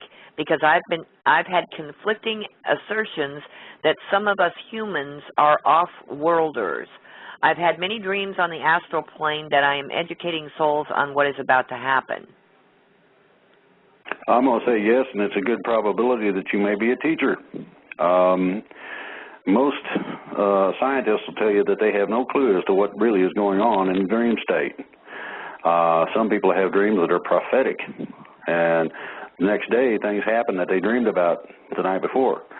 Some people have dreams that are lucid to the point where, say they were a kid climbing a fence and they fell off. The next day they got bruises to show for it. Now, nobody knows how that works exactly. I'll say study the movie The Matrix, and maybe you'll get an idea as to what's going on.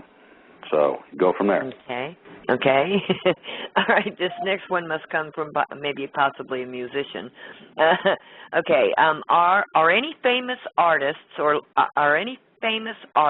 light workers or actively fighting for our freedoms? Behind the scenes, such as I'd like to believe that some benevolent musicians are light workers, some that have been freed from their recording contracts, such as Radiohead or even Frank Zappa in his day. I'll say yes and just leave it alone at that. Okay. This was a question via email. Hi, I'll just wonder if Ben is all good. I'm assuming this means Ben Fulford. I tried to register with the site via PayPal, and it pops up an error message that the recipient is no longer able to receive money. Do we know, have we heard anything recently on Ben? I heard that he was back and he was doing fine. Now, the problem with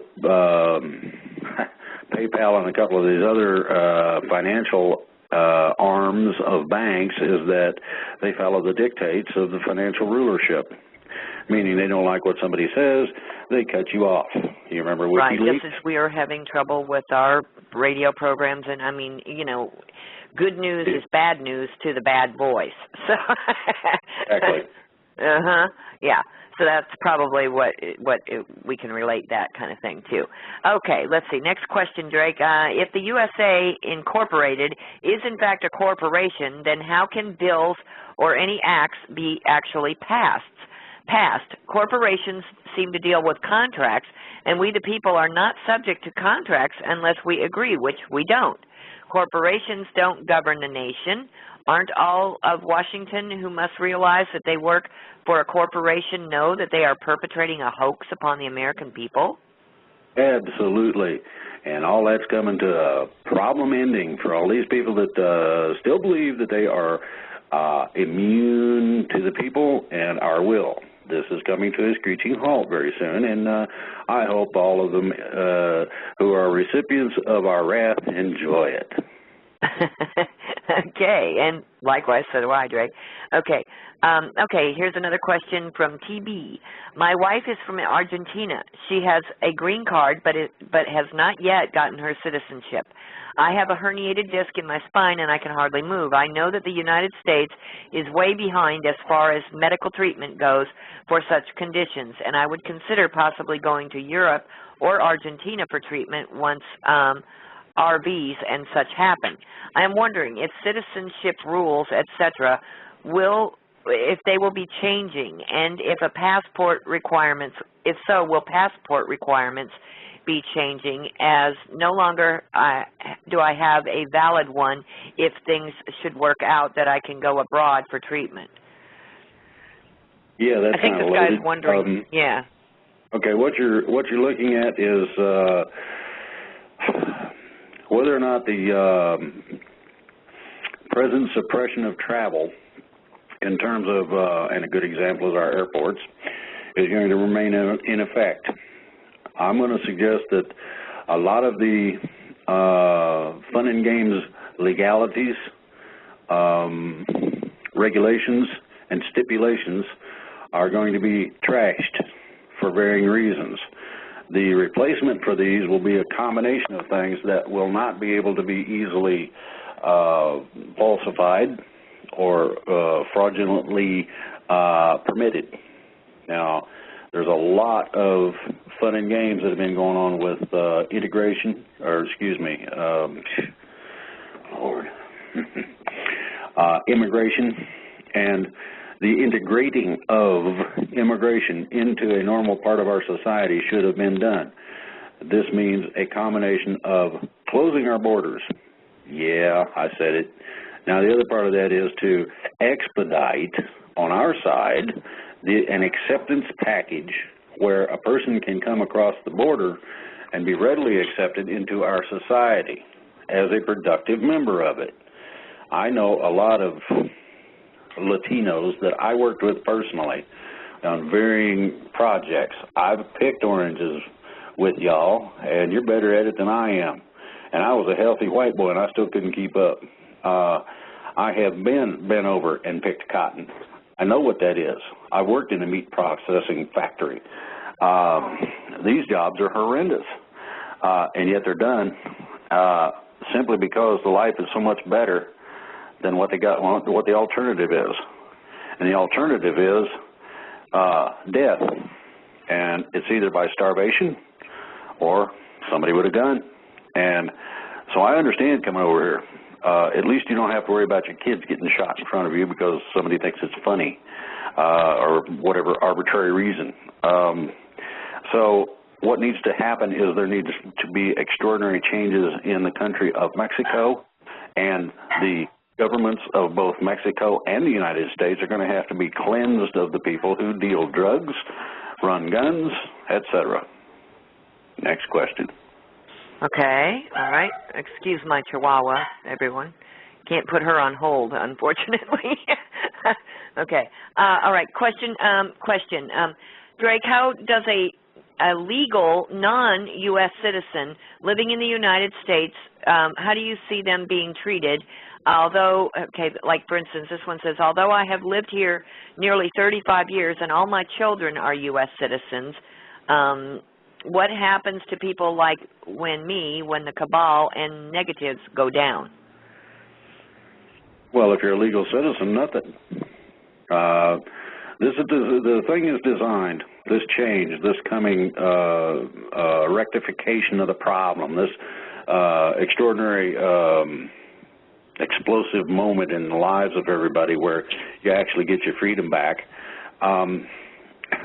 Things are going to be made easier, not harder. Things are going to be made simpler in general understanding, even though the effect may be complicated. In other words, the passport has certain parts of it that are supposed to be hard to duplicate, so that somebody can't take your passport, change the picture, and just walk on. This sort of complication will be taken out of the paperwork and the BS and the bureaucracy that everybody's dealing with. Simplification. Yet, and I want to stress this, everybody needs to understand that several things are going to happen. Part of what we're familiar with is not going to be anymore. The things that are left are going to be extraordinarily changed and different. And thirdly, there's changes beyond that are coming as well, from what I understand of it.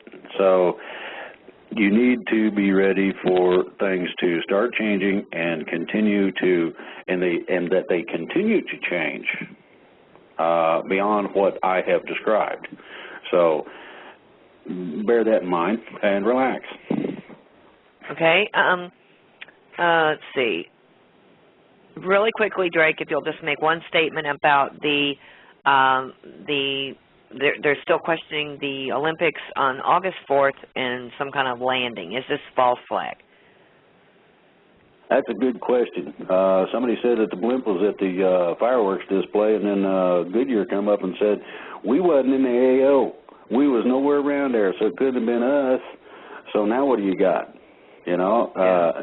Said they were absolutely going to show up, so I guess we all wait and see. Okay. All right, good enough. Drake, what free energy system might you be working or tinkering with, and have you heard of anything that you are allowed to pass on with us just yet? Oh, I hear all kinds of things that I can pass on to you, but I don't think you'd understand them. Some of the stuff is rather intricate in terms of the science involved. I'm tinkering with a perpetual motion integration system where you use a combination of gravitational forces in conjunction with magnetics, where you end up with a little thing that runs as long as the bearings hold out without any input of energy. Cool. Best part of it is that you are going to end up with a lot of these devices. The one that I'm working on basically is solid state because I don't like moving parts because they tend to wear out quicker. I would give my, if you get really good parts, I would give mine a shelf life of somewhere in either shelf life I don't know, in terms of actual usability, probably 100 years, 200 years, something like that, because he don't have any moving parts. And it'll supply about 24 kilowatts, give or take. Okay. All right, Drake, is the recent article about Obama's intel leaks directly related to our boys involved with the arrests? No, that deals with a certain witch in the White House that has an upper story office, and Obama's political standing in terms of, oh, we're doing this and we're doing that and this is like this, and it's easy to make a leak look like something other than what it is. Political maneuvering is exactly that. Next. Okay. And I'm not sure what initial meeting they're talking about, but Drake, with the initial meeting in Las Vegas in 2011, there were about 90 county sheriffs attending. Has the number of sheriffs on board increased since early 2011? Dramatically. There are a whole load of people who have gone out, such as myself, and made sure that the people got the right card to get with the right people in order to become constitutionally oriented law enforcement officers for sure. In other words, there's guidelines given through the organization, several organizations, that make sure that the person that is the consummate law enforcement officer in the county knowledgeable in terms of his being so, no question. Okay? Okay. All right. Well, this is ongoing, but I'm sure you'll maybe want to answer it, Drake. When will preparation for the global changes that the human race is facing be addressed and discussed on your show? That's going to be after the governmental settling out. That'll be after, and we're supposed to have ETs. Now, I don't know if we're going to be loaded with them like fleas or how that's going to work. My understanding is that there's quite a few here that are supposed to be ready to help us. We're supposed to work in conjunction with these beings. We're supposed to also be related, and I'm thinking that's going to be interesting. I might have a long-lost brother that looks like a light bulb somewhere. I don't know. Well, okay, you know, and they do have a sense of humor, so don't take that the wrong way. So, okay. You know, think about it in relative terms. Okay. All right. Drake, are you not concerned that the military has injected soldiers with microchips or installed mind programming to become zombies and attack the patriots? Why is the military selling zombie extermination kits? Well, I guess some things are so obtuse that they raise the dead and they're concerned about it. Now, you can take that any way you want. Zombie extermination kits, I think, would probably apply more to the cloning process than us. The idea of a timeline of activations or turning off, either way, some of it biological, some of it electrical. There are a variety of things out there. So far, nobody's had to deal with it. They just want to be sure that just in case one of the things decides to be stupid, they can deal with it. Okay? Okay. All right. I'm not sure I understand this question, but I watched Sophia Smallstorm video on YouTube, and from what she says, the powers that be are turning us into AI or AL to enslave us through the chemtrails. What is your opinion on this? Okay. What she's talking about is a collective artificial intelligence that can be operated through a network. That has been tried and dismissed in terms of its capability to operate correctly. So I would say that, yes, it's true that they tried, but no, it isn't a fact in terms of, or not a factor, because it has failed. Okay? Okay. Question from Jackie. Drake, you mentioned recently that you had been gifted with some psychic powers. Do you foresee Obama's removal from office before the election as a result of either 1, his fake birth certificate, or 2, implication directly into the arms sales to the Mexican drug lords, or something else? Well, that's a 1, 2, and C multiple guess question, and I'm going to say something else and let everybody wonder about it. Next question. Okay. All right. What do you know of the video which says 3 governors in the Southeast have instructed their general staffs to resist the federal government? Well, now, there's more than just those 3. There's a whole bunch of them around the country using a certain thing called the 10th Amendment. There's also a whole bunch of militias that have been notified, National Guard notified, that if the federal government decides they're going to send troops in or something, that there's going to be a problem with that. Now, I've heard that that the federal government is not capable of doing that. So, pick one of the stories that you like and enjoy yourself. Okay. And I'm not sure if we addressed this one or not yet, Drake. Question from Cosmic Greenlight. Question, what has been set forth by either States or Neil Keenan as the time the BIS was given in order to repay the debt? That goes to legal questions that I will not answer because it's an ongoing thing. Thank you. Okay. Let's see. Is the Social Security program going to be rewritten or revised or going away to help those that rely on Social Security checks or benefits?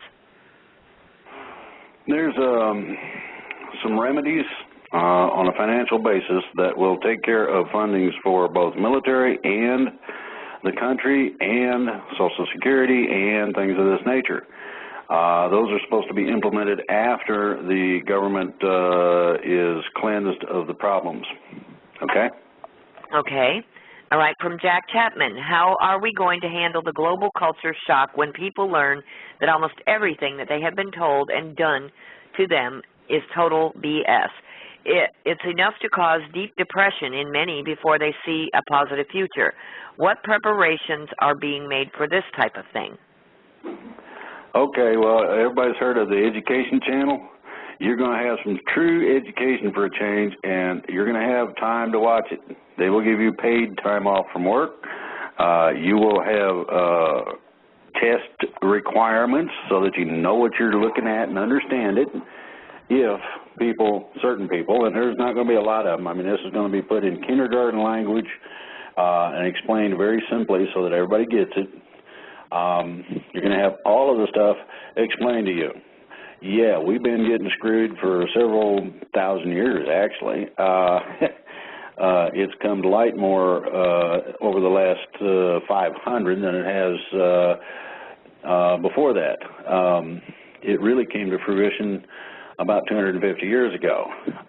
It's wonderful to realize that you've been being messed up and messed with all your life, that a lot of the things that we thought were great causes, good reasons to do things, were nothing more than blatant lies, and that the opposite was true. Now, if you can think about this, imagine having a thunderstorm. You see it coming, it comes through, and you were going to have a picnic. And so you don't put the picnic stuff out. You wait on that thunderstorm. It comes through, raises cane, busts trees down, all kinds of, raises whatever with you. But it does clear out. And what happens afterwards, the sun comes out. And if you take a big whiff of the air, it's clean. Just like it come out of the laundry, like that warm blanket that Mom used to do for you in the wintertime kind of thing. And if you look at things in the positive fact that when you look at the flowers, some of them close up when bad weather comes, and now they're opening back up because they're greeting the sunshine with their smile. The idea is that, yeah, you're going to have a bad time. It's like a nightmare. It'll be for a short period. Don't worry about it a whole lot. Start looking at what can be done, what is being done, and smile in the face of adversity. Next question. Okay. Drake, okay, this is from Jay Haas. Drake, after the states sent notification to The Hague, did The Hague ever notify the U.S. corporation that they no longer have authority to govern? Also, looking for an affidavit to start a citizen arrest on your site. Will that be made available? First of all, you had a notification process that was not any form of legal call of actionable result. In other words, a notification process is like the little ad in the paper says, hey, I ain't paying no debts after such and such a date, so-and-so says so, bye. That's basically what you had. So there was no need for notification to the corporation. The corporation found out about it when it was delivered. And the reason I say that is the same day that it was delivered, some 300 financiers and bankers all headed for the hills. They knew, and they know, and it's not going to be nice when it lands on them, and they got to keep up everything they own. It is not going to be nice for them. So,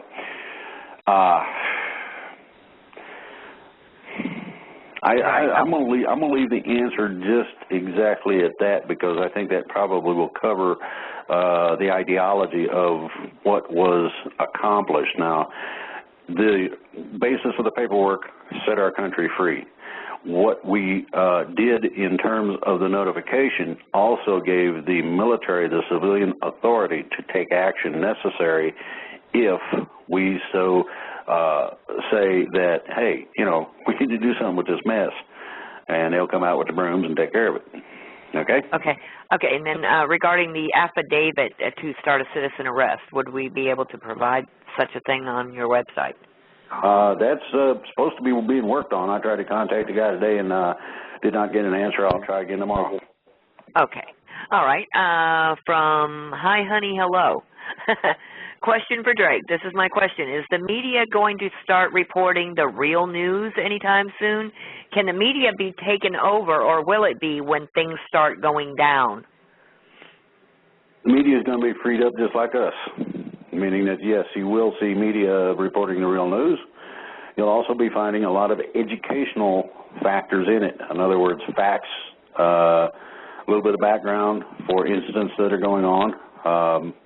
And then you have to understand, they will refer you also to, as what I said, was the educational or an educational channel. Now, the notification is supposed to be over each and every last station to include all satellite, all broadcast forms. So everybody gets to hear it. Now, whether they're going to use the 9/11 call you up routine or not, I kind of doubt it, because the message is usually short. And this message is not going to be, as such, real short, except that it may call you and say, go turn your TV on, tune to such and such channel, and pay attention. That would be primarily it. And, yes, they're going to free it up. Okay. Okay, Drake, is the new Republican United States of America our new regime? You're going to find that the regime, the idea of extraordinary amounts of government are not going to be necessary as they have been in the past, for the simple fact that the people are going to make the decisions. You do not need a bureaucracy for the people's word to get to fruition. That's not the way it works. They'd like you to think that it does so that they can remain in charge. Anybody who says that we need to have a lot of government is not going in the right direction. We need less government, okay? You need to be able to make your own decisions according to common law, simple golden rule ethics, things of this nature, in order to have a society where you don't have to worry about it. Now, the second part of that is that this needs to be legislated in such a manner that it can never be fooled with, and we never have that problem again. And that's it. Okay. All right, Drake, is there any PR, public relations, or from the military, federal marshals, or the sheriffs that are supposed to make the arrests of the cabal and their minions that can possibly come on Global Voice radio show and make some kind of a statement of the status of the arrest preparations? They can come on the show possibly anonymously with a code name if they're too scared to be identified. I hear Congress is in the process of limiting the arrest power of the sheriffs. Is that true? Oh, boy. I love these loaded questions. Yeah. That's kind of two questions in one. Yeah, I know. Congress would love to do things that they're not supposed to be able to do. Any infringement upon the basic rights of the individual states to govern themselves is negated through the 10th Amendment. Remember that. That includes Obamacare and all that other happy stuff. Now, the other part of it is that you're going to have some extraordinary changes all the way around. This is not going to be limited to any one certain area. The whole of the whole thing is going to change extraordinarily. This does not mean that people are going to do without or have problems. That's not the idea. The idea is to make a smooth transition, and that transition is going to keep going. Now, some people are aware of this and some are not, and we'll have to wait and see who's aware, and you'll probably hear about it as being announced that we now have giant aliens that have landed at the mall or something of this nature. So, you know, grit your teeth, hold on to your bippy. It's not going to be terrible. It's going to be a good thing all the way around, okay? Change is a good thing, right, Drake? Depending on which way, yes. Yes, but change is usually, although people are apprehensive, it's usually for the better.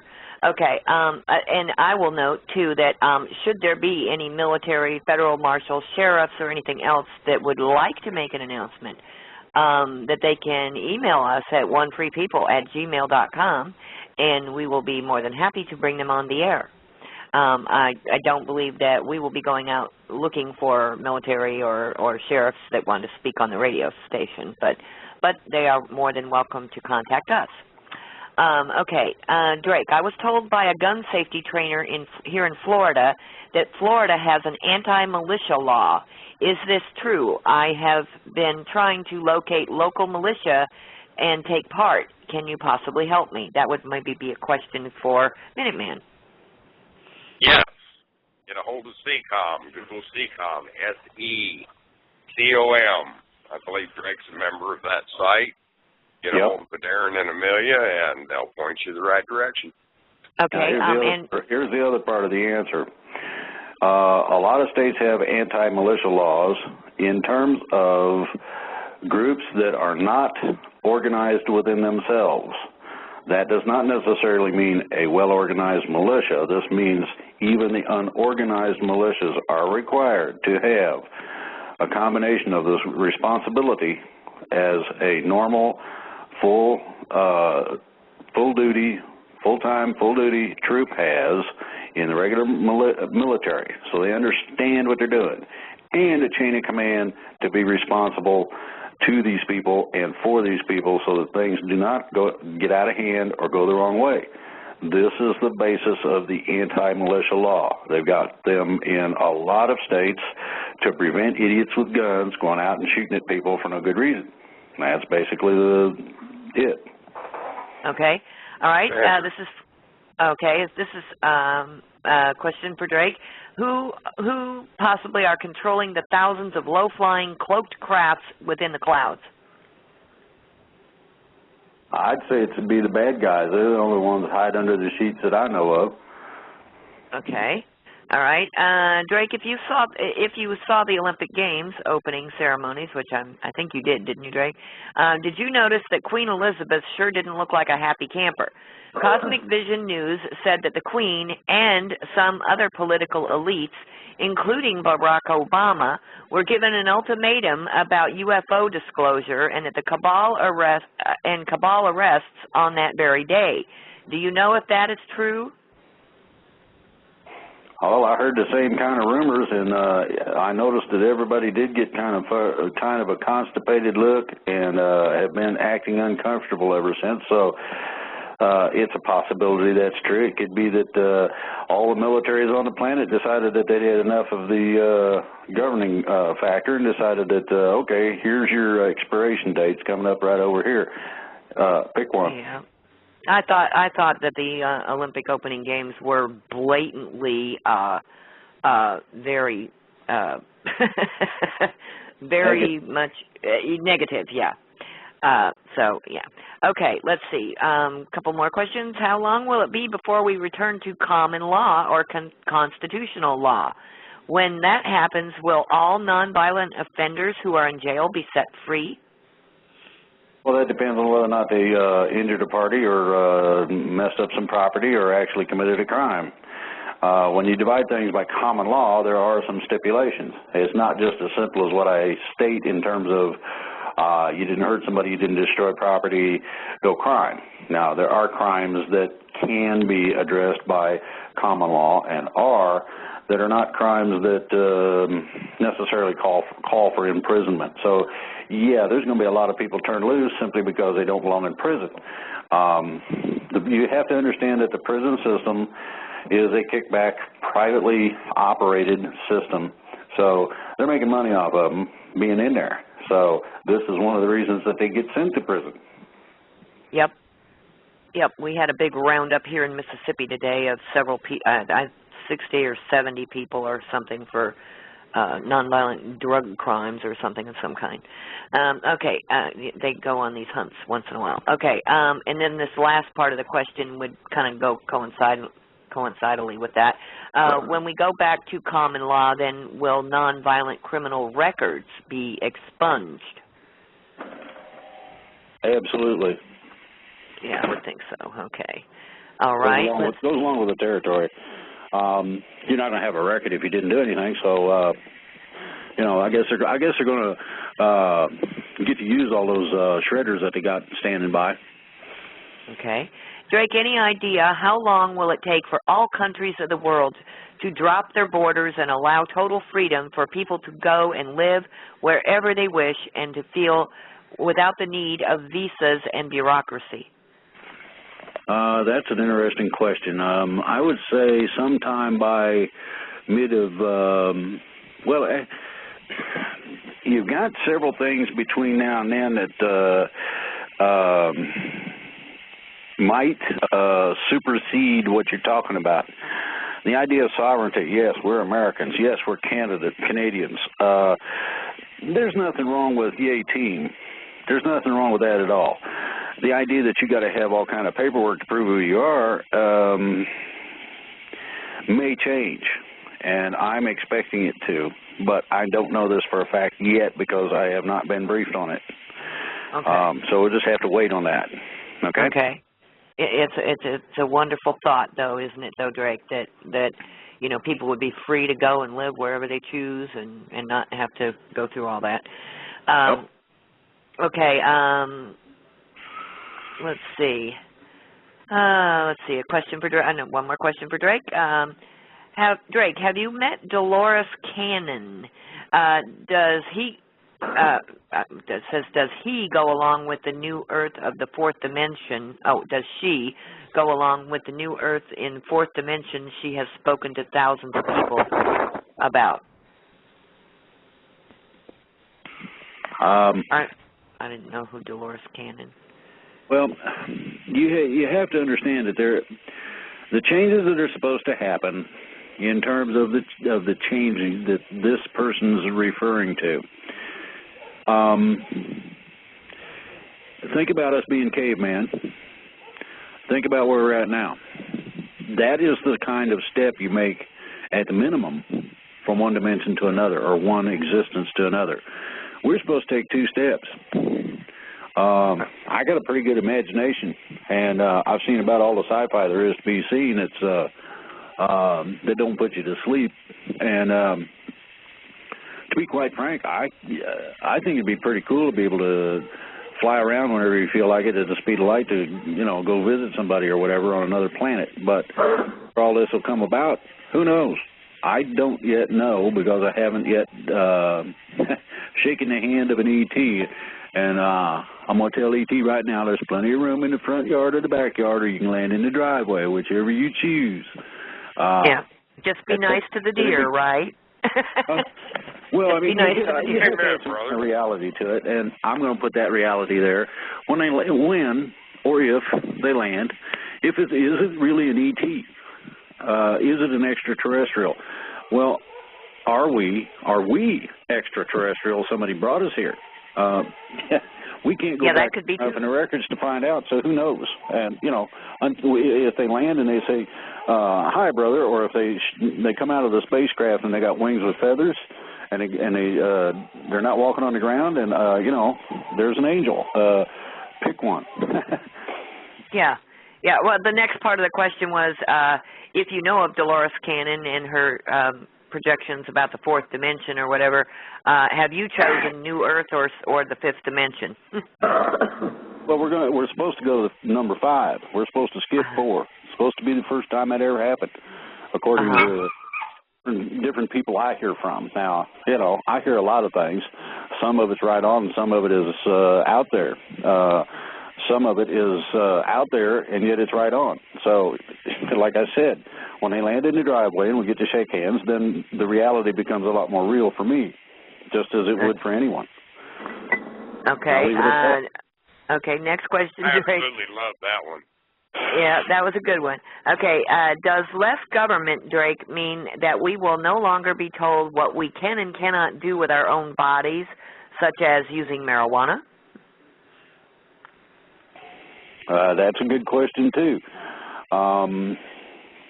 There are a lot of ancient beliefs that use different forms of drugs and or conditions, and I'll say sweat lodge is an example of a condition. Some use an extraordinarily powerful hallucinogen that is, I'd say probably 10 times as powerful as what we know as LSD. Supposedly, you go to higher realms and expand your consciousness and all this other stuff. Take a guess. We'll have to just kind of go through this as we go, find out what is and what is not supposed to happen. Okay. Let's see. Okay. Is the plan still to include Ron Paul, Judge Napolitano, and Jesse Ventura in the new government to be formed? Jesse would sure be a great replacement for Hillary as Secretary of State. There are a lot of people that are better qualified than most of the people that are serving us presently. Now, you can take that in any way, shape, or form that you like, but that qualification, the word itself, it goes to the ability of that person to serve without influence and without interference from their own prejudices. Each individual sees through human eyes, and those human eyes are prejudiced by the life they've had, irrespective of what that life is. You create and cause your own prejudice. When you get to the point where you can ignore yourself and not have prejudice, no matter what you're dealing with, then and only then can you have what is called that blind justice everybody is looking for. Okay. Okay. All right. I'm not sure I understand this one either. If the government is a corporation, I think is supposed to be the word, and it is on a piece of property in the island of the United States and not a state, how can it rule, especially if the states are sovereign? Because we allow it to. You agree to sign your name on a tax form. You agree to the premise that you have laws that you don't know about when you're driving that you might break. These are assumed contracts, and those are soon to be done away with entirely. So look forward to that. Okay. All right, we got another couple quick questions. All right, you mentioned people will get paid from time to time to watch TV and educate themselves, but what about all the people unemployed that lost their jobs because of the cabal agenda to destroy the economy? Is there a plan to give everybody jobs paid properly and not a ridiculous $10 an hour? Since people with houses will get to stop paying them, is there a plan to give everybody a house and a property in which to live? That's a good one, and it's loaded with bear. All right, I'm going to take this to the next level, just like we're supposed to go through different levels in our, quote, ascension or advancement or whatever you want to call that. Imagine doing away with financial obligation, not responsibility. Responsibility deals with too many things to be done away with, but obligation, specifically to something that's fraudulent. Then take it to the step further where you no longer have what would be looked at as finance, the idea, the basic premise of money being done away with entirely. Now, if you want an example of that, go on your computer and look up Star Trek 25th Century, and it'll give you a base idea as what things can be like if you don't have the worry, am I getting paid enough? What happens if you've got clothes, reasonable place to live, and food to eat, and something you like to do? That's what you're looking forward to. That's the idea as it has been given to me. Okay. All righty. All right, we got one more question, and then we'll take a couple callers on. Let's see. For Drake, what right does anyone have to decide what drugs I am allowed to take, and as long as no one else is harmed? To harm or not to harm my own body is certainly my right, whether any government acknowledges it or not. So how dare they make these decisions? But I would think that when we go through these changes... That's what I was going to just get to.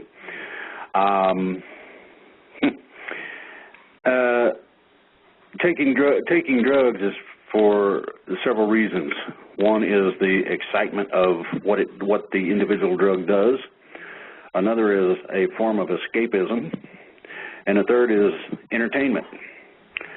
I'll suggest that from what I have studied and found, that all of these are multiplied through other means that are non-harmful. A combination of excitement, escapism, and entertainment all rolled into one. Now, I want you to think about that very carefully.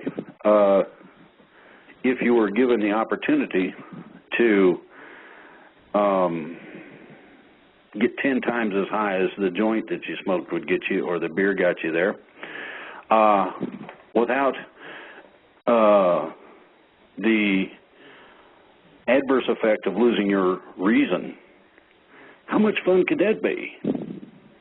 Exactly. And this is the type of idea or ideology people need to think about. Not necessarily that they're going to say you ain't got the right, but if it's so much greater than what you were doing before, it might be a lot more funner. Exactly. Yeah, it was kind of like the long-standing division about marijuana, Drake, at least in my opinion. My opinion about that is that, had they legalized it, knowing that it is not as detrimental to one's faculties and everything as originally thought, had they legalized it, we would not have the additional drug-related issues that we have probably today. They wouldn't have sought out other means, to try to legally loophole around the marijuana laws. Yeah.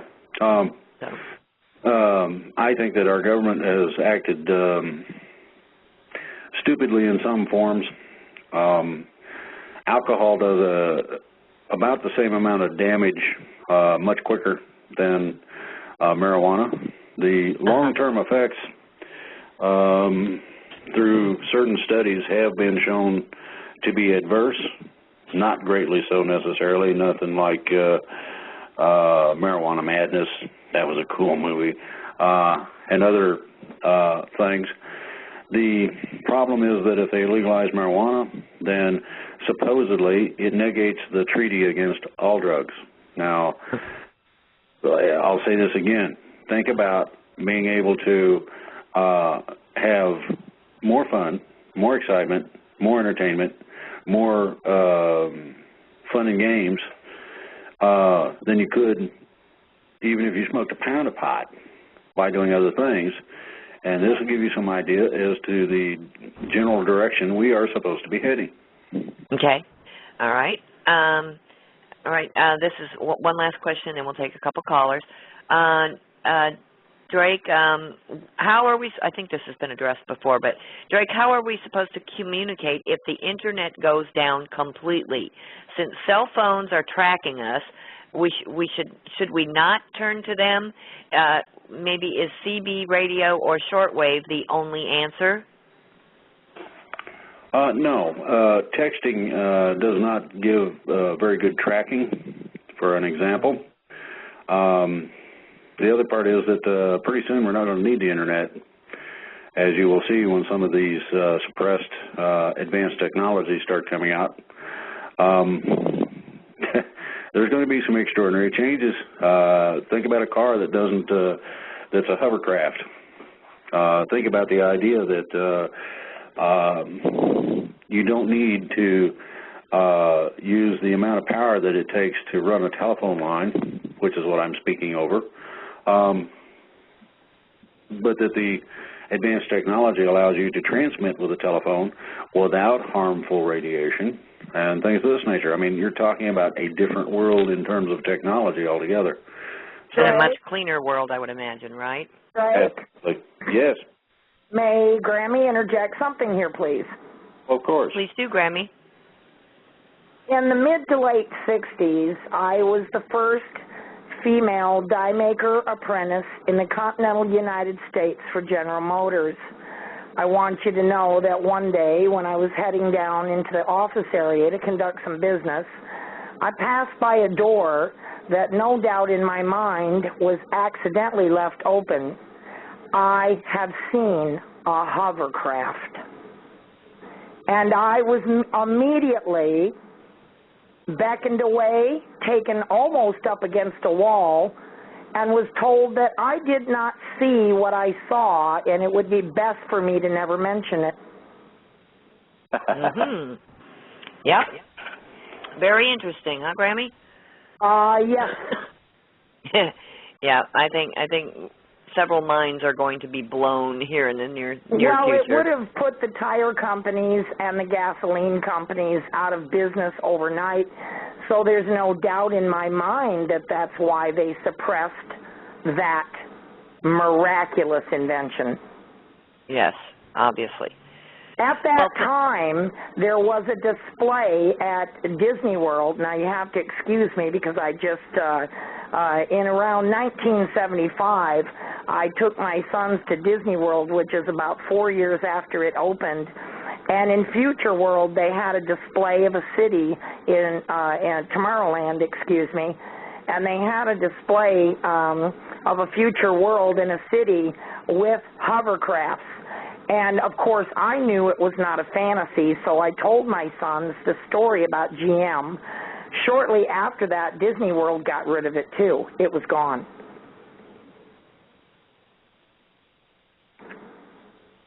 Wow. Okay.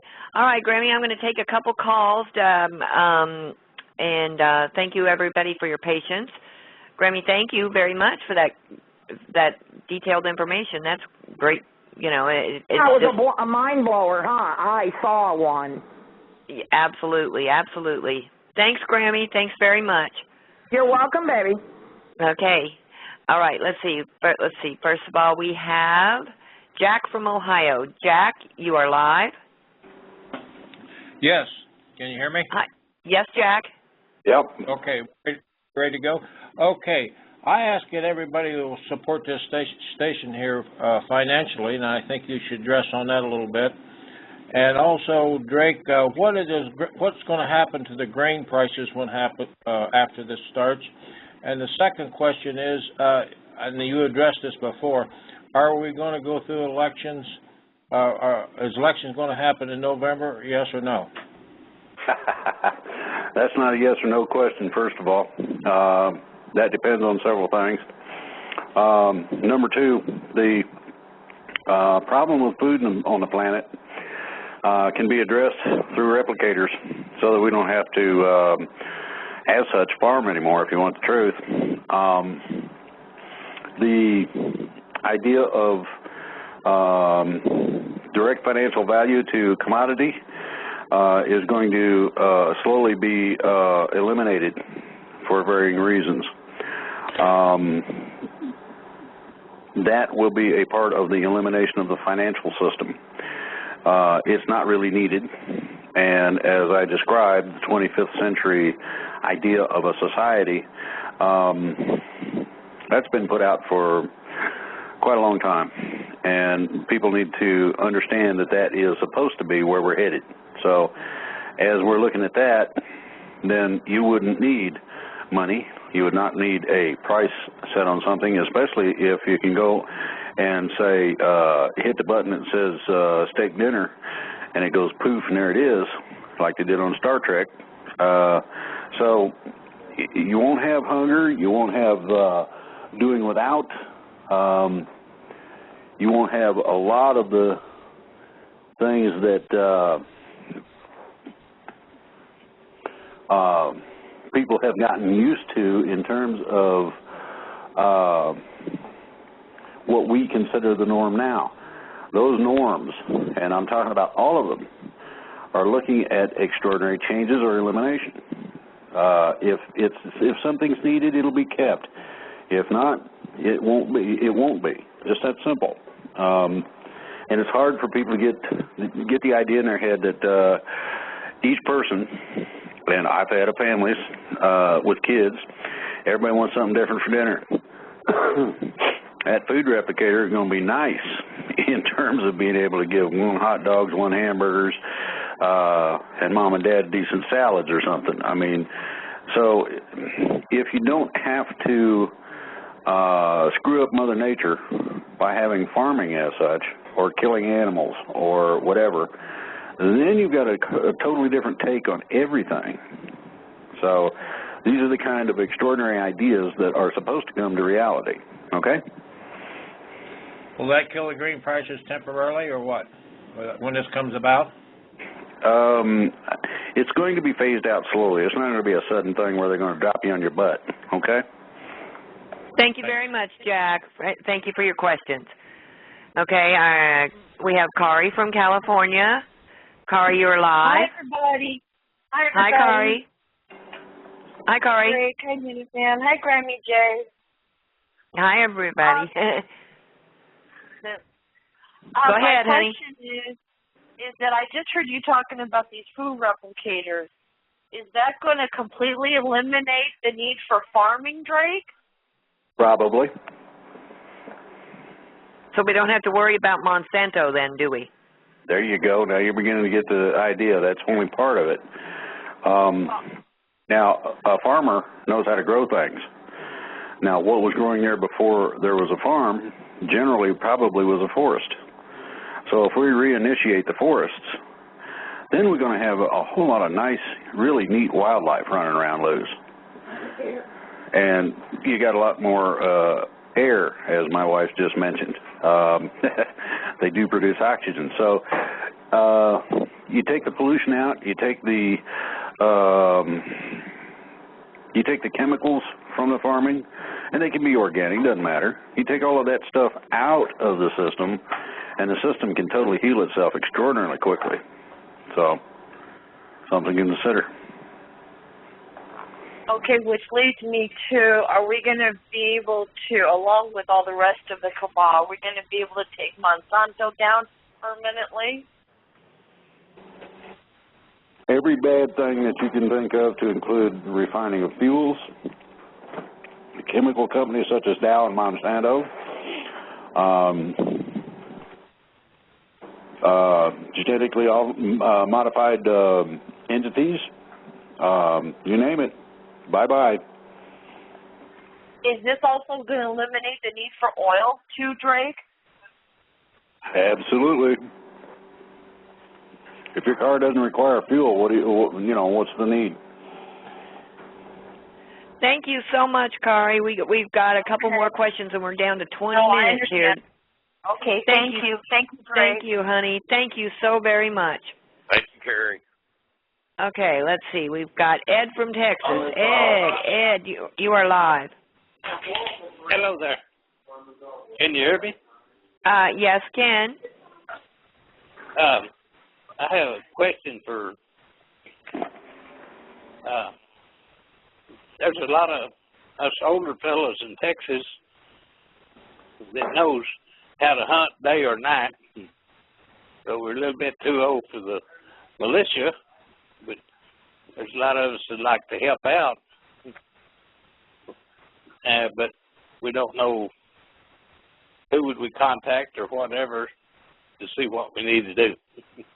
Well, first of all, I'm going to tell you that a lot of people in our society consider the extremely young and the older to be a burden or useless or a problem to be dealt with.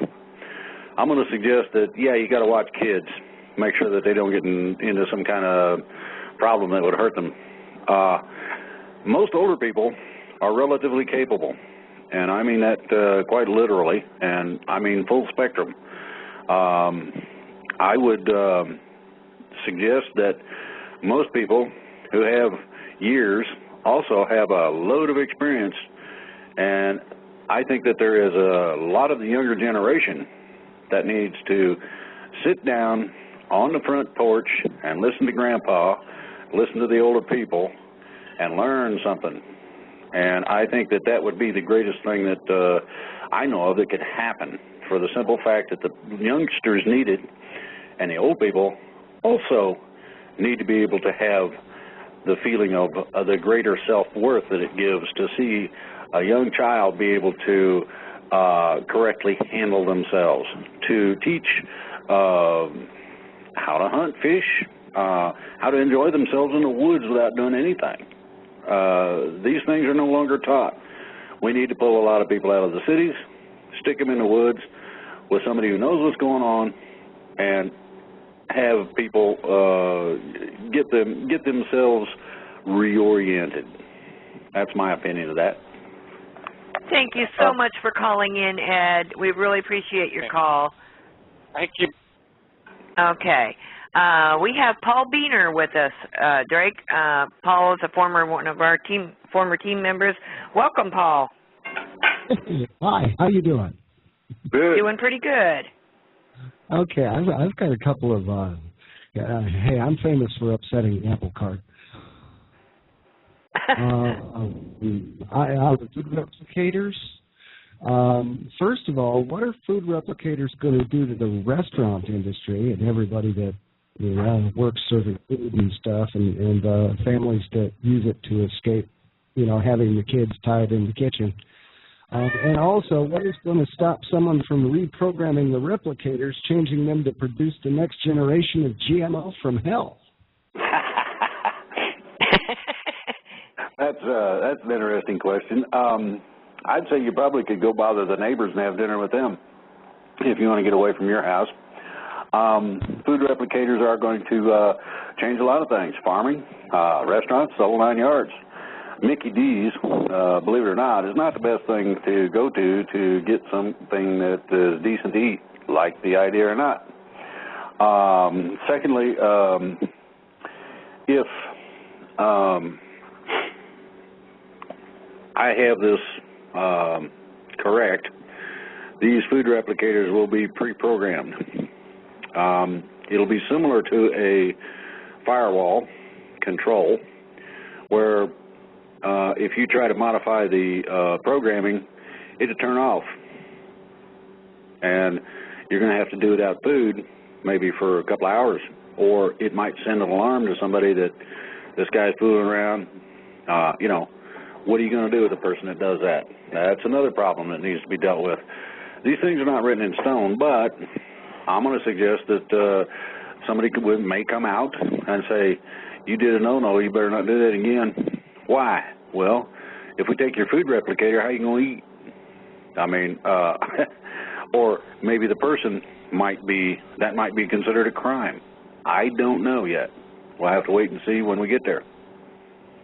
Well, I would think that the fast food industry would still have value because, especially the drive-through window, it's just the menu would grow exponentially, and instead of it costing you $4 for a Whopper double beef or whatever, you could pick what you wanted from the menu, and it would simply be like a nominal fee just for the purpose of them serving you and you being on your way.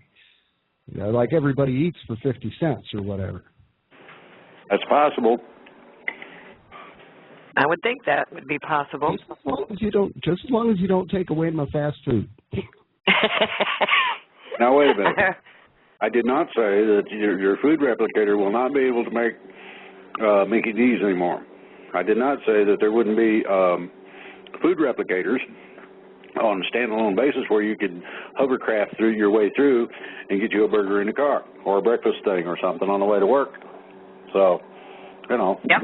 We can have our cake and eat it too. We can still have our killer Mickey D's as well as our Ruth's Chris Steakhouse, right? Probably. Well, and I'm sure some car manufacturers would integrate the Autolocator 2000, where you could punch yourself up a donut while you're merging into traffic. There you go. That's very possible. Very possible. Next question. Well, thank you so much for letting me get my questions in here. I'll back out. Thank you very much, Paul. Thank you. Okay, and we have, let's see, who do we have here? We have Melanie. Melanie, you are live. Yes, hi, good evening. I have a question, I'm sorry, regarding the Colorado shooting, because I was standing in front of CNN yesterday morning crying because I was listening to what they were doing with the purported killer. I guess there's 142 counts against him, and he'll probably be put on death row. Anyways, the stories that I was reading was that his father, he worked as a scientist at FICO, and that he developed these logarithmic high-tech computer programs, which led back to, or he found, basically it would bring down the banking cartel because it would lead to the names of the congressman, the Federal Reserve, the Queen of England, and the president. And he was supposed to testify before the United States Senate in a couple of weeks. So my question is do you know if this is true or not? I heard the same report, read it 2 or 3 times, and it would not be the first time that someone's children have been used against them as a penalty for the possibility of someone whistleblowing against either a government or financial entity. So it is a possibility. I'm not going to rule it out. Then again, take the other side and take a guess. The only problem is that the crime scene is too full of things that do not fit according to what was stated. So I'm going to say that it is that it was at the very least a setup. I don't know if it was for specifically gun control or the reason stated to make the man not want to testify. Take your pick. Wow. I don't like it either way. And I don't know that the kid ought to be penalized at all. From what I understand of what processes are being used, he probably did not have any clue as to what's going on. To go a step further, we have drugs and methods now that can erase your memory. So you got a blank spot. And if you don't remember, but they got evidence, you're screwed. So you can set this up in tons of different directions. I don't know that we will know the truth right away, but to me, if these angels, extraterrestrial beings, are as advanced as they say, then I would personally want to demand of them to know the truth, and that it be spread wide and far so that these sorts of mistakes never happen again. Next question. Okay, thank you. Let's see. We have. Let me give you another quick question here, Drake. This either came from the chat or from email. I'm not sure which, but somebody just shot it to me in Skype. Will the patent system need to be abolished, or will it be abolished? Well, if everything is disclosed that has been stolen and whatnot, and people killed over in terms of advanced technologies, you're going to have a lot of patents that are going to be basically useless. If you can create light without a light bulb, what good's a patent on a light bulb? So if you look at it in that essence, then the changes coming are going to be such that a lot of things just won't exist any longer or have a need for them. Okay. All right. I see Lady Dragon dropped off. I don't know if she's going to try to call back in or not. Lady Dragon, I apologize. If you can call back in. We have 10 minutes left. Let's see. Elizabeth. Elizabeth, you are live. Hi, Drake and company, and all those on the phone. Like Grammy J, I love you all. Love you too, Elizabeth. And, what is your question? Drake, thanks for persevering, and everybody. It sounds like you had a busy 4 days of new people that you contacted you or you contacted them. So I just want to make a statement. I say I'm happy you got all your questions answered by these new contacts that coordinate, plan, and execute, national and international. That's a good sign, and I thank you, Drake, for that. And I'm looking forward to the push through this transition that hopefully we're on the edge of and getting on the other side of it. What about you? The thing is, we're not going to have to push. What I was basically told was that there are certain things that have been set in motion, and the results of those will be the combination of the changes that we've been looking for and striving for. So as one thing happens, it leads to another, to another, to another, like a domino effect, so to speak. On the world stage, you'd look at that as balance of power, and then when the power is no longer needed, then the balance balances itself. This is where you come into the question of, do you really need a border? I mean, people have been trading beans across borders and not, and ignoring the line in the sand for thousands of years. So I don't personally see that it's an absolute necessity any longer. When people become friends, you no longer have enemies. So, I look at that as, so what? This way you can, if you want to take a nice country drive and you live in the northern part of the States and you decide you want to go look at some of the Canadian mountains, you just drive through and go look. No big deal. Same with Canadians that want to come down and visit Florida or whatever. I mean, there's, it's endless in terms of possibilities on that level. Thank you so much, Elizabeth. I totally agree. You paint that picture perfectly. Totally agree. Thank you, guys. Have a great evening. Thank you, too, Elizabeth. Thank you very much. We've got about 5 minutes left, folks. Let's see, and I have another quick question, and then we have one more caller, Drake. Let's see. Drake, has the radiation leak from Japan's Fukushima nuclear plant been stopped? This radiation has spread throughout the whole northern hemisphere. How is all the radiation going to be cleaned up? There's a combination of special spectral waveforms that mitigate certain types of radiation, along with a combination of both what you'd call rare earths and biological compounds. Some of that I would attribute directly to Will Spencer, body electrician. He has the necessary compounds in order to mitigate that problem in terms of the organics. You're going to have a combination of things in order to deal with that because of its extraordinary size. Now, the lesser the radiation, the quicker it can be mitigated. It is not going to be an easy, quick fix necessarily, but according to the angels, they've got technologies that are in extraordinary advance compared to our stuff, so therefore they should be able to fix the problem very quickly. Okay. I hope that answered your question. All right. All right. Let's see. One more quick question, Drake. Let me see here. Fighting cats. Okay. Drake, will the choices that people make in food still determine their health in the future? To some extent. What you have to understand is that a healthy person, when introduced to healthy foods, tends to stay with the healthy foods.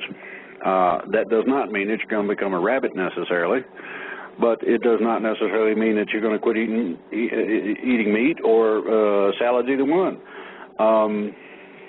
That kind of that answers the next question that was coming up, Tim. Yeah, I mean it's such an extraordinary mix of things in that actually it's a question that can't be answered until we actually start experiencing it and find out what it really is. Right, because the next question was, is Drake suggesting enforced vegetarianism because we're omnivores, not herbivores, and if a tiger can eat a rabbit, who can tell a human that they can't eat what they are made to eat? Of course, if you don't want factory farm, of course you wouldn't want factory farms, but hunting would still be good, right? Well, it can vary. It could be that your system, because you got to remember we're supposed to go through these extraordinary changes. So if we go through those extraordinary changes, it might come out that you don't want to eat meat anymore.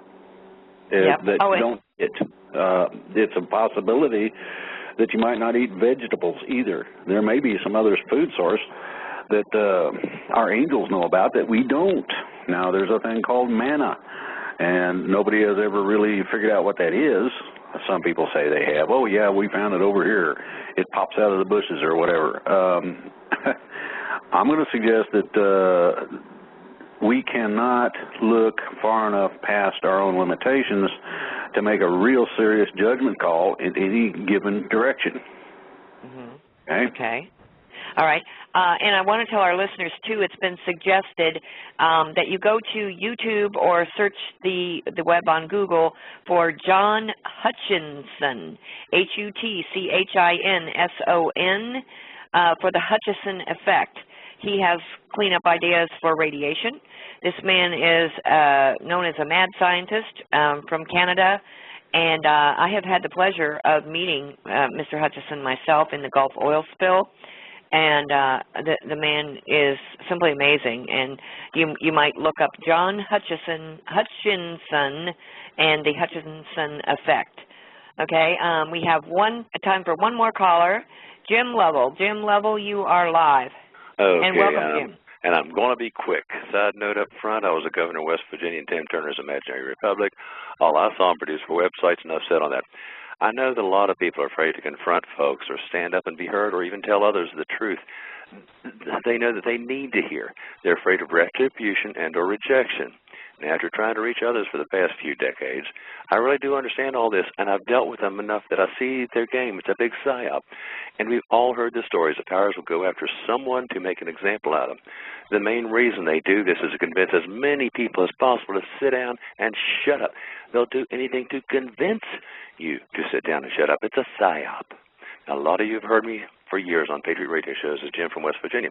When I started speaking out, I became an enemy of the state. All kinds of fun and games, black helicopters, phone conversations, cut off mail, email, mess with, I could go on.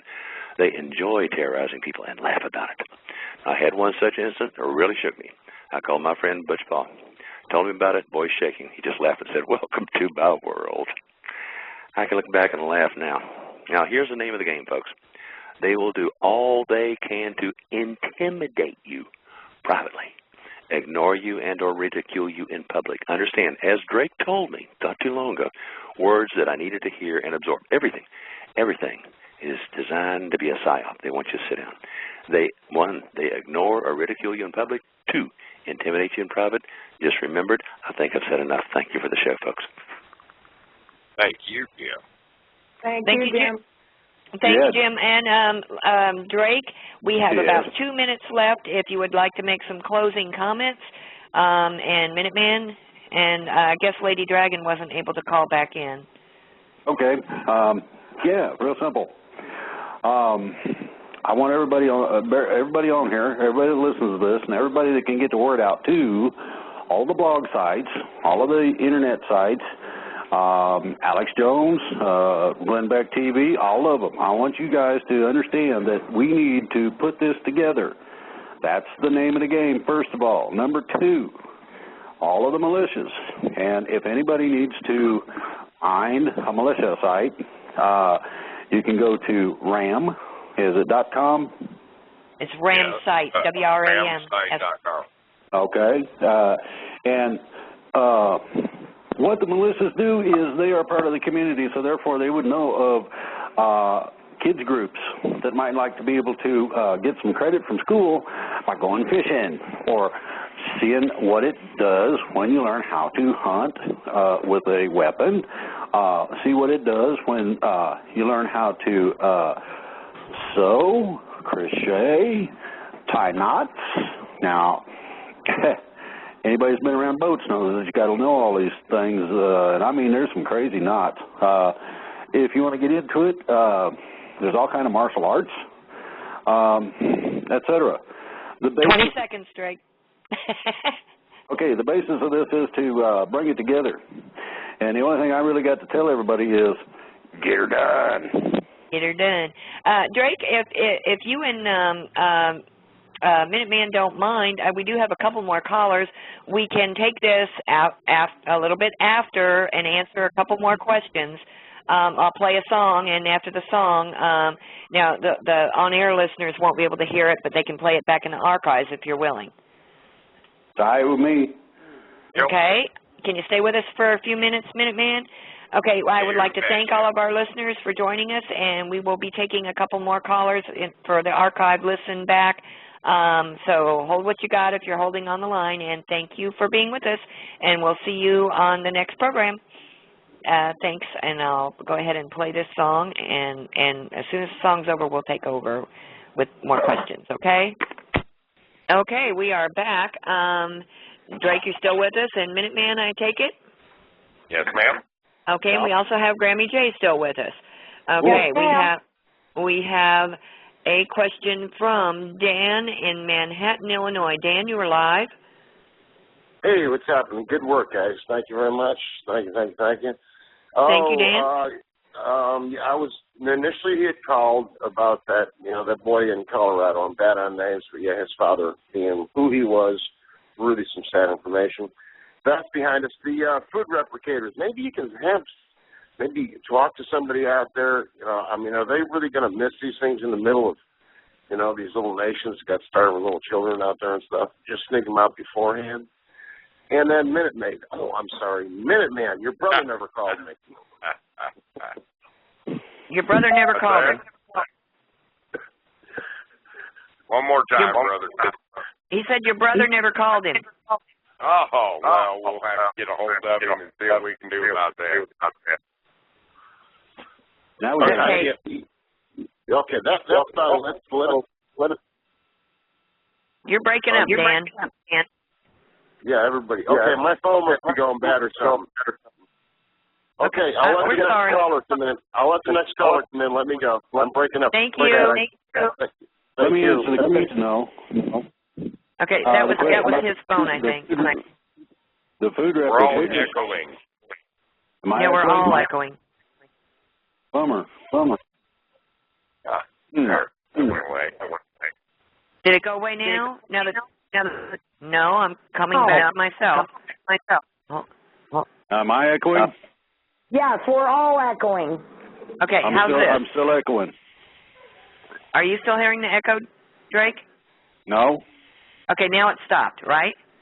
Yes. Okay, we got it to stop. Okay, cool. All right. Let me answer a question.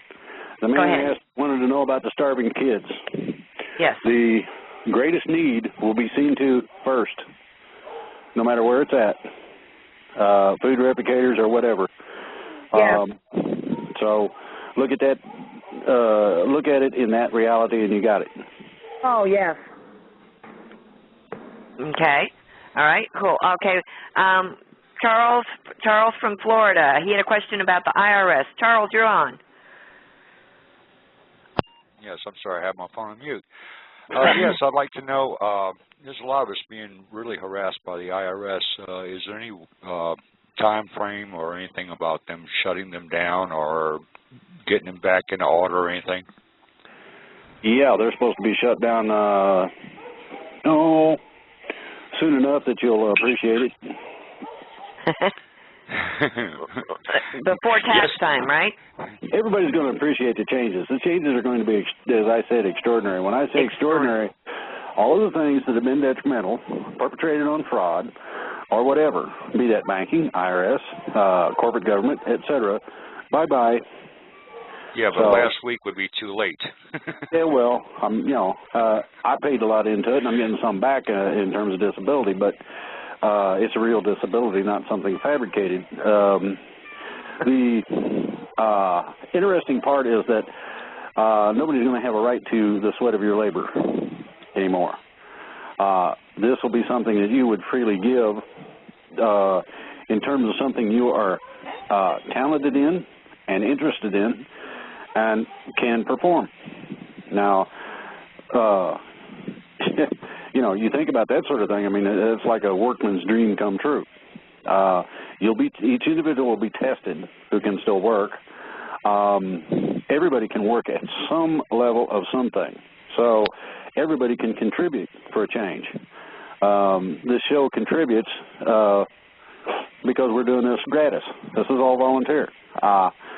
What we got in the way of expenditures comes out of the pocket. So it's not a thing where there's going to be a requirement for a, quote, tax. Hence, you're not going to have a requirement for somebody to enforce or collect it.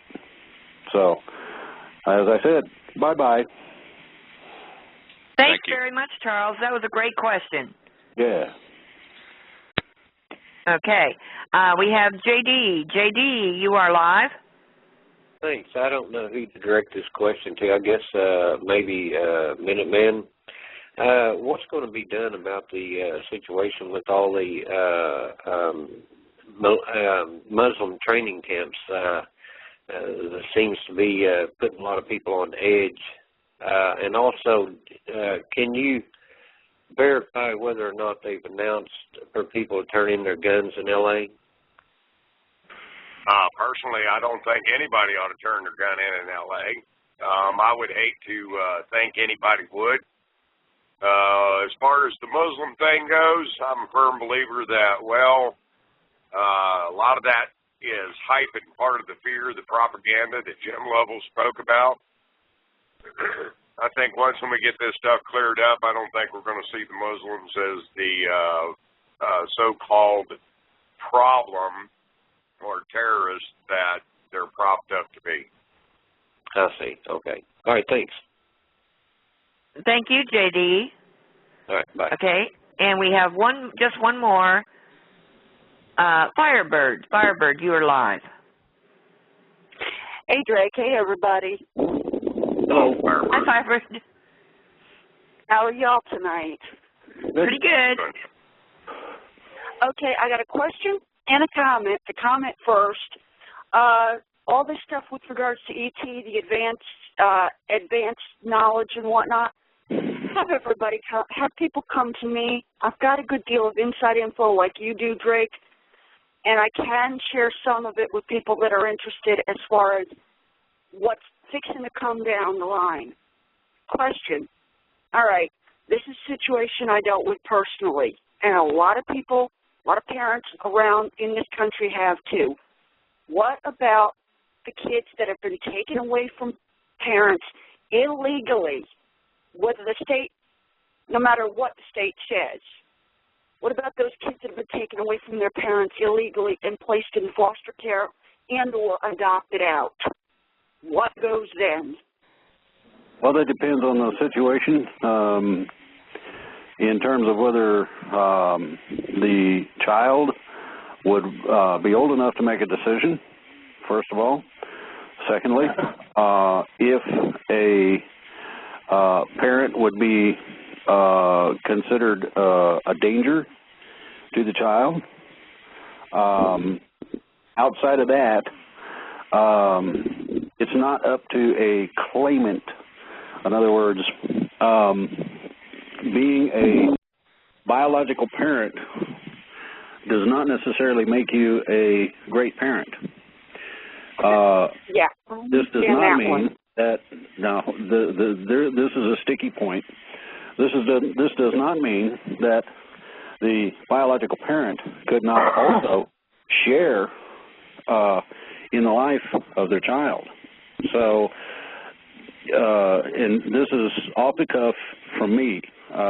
From what I have heard, anything that is detrimental shall be changed. So if it's a detriment to the child to be in the situation they're in, then is it going to be better if they're with mom?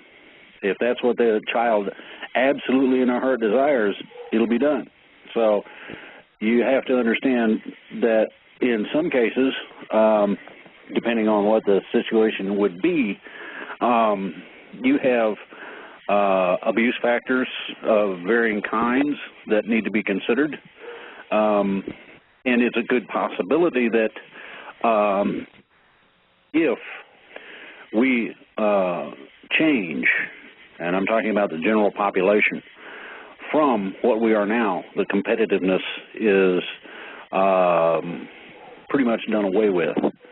The idea that my toy is bigger than yours, or whatever, to a more congenial love of humanity, brother and sister acceptance of people, you're apt to see an extraordinary change where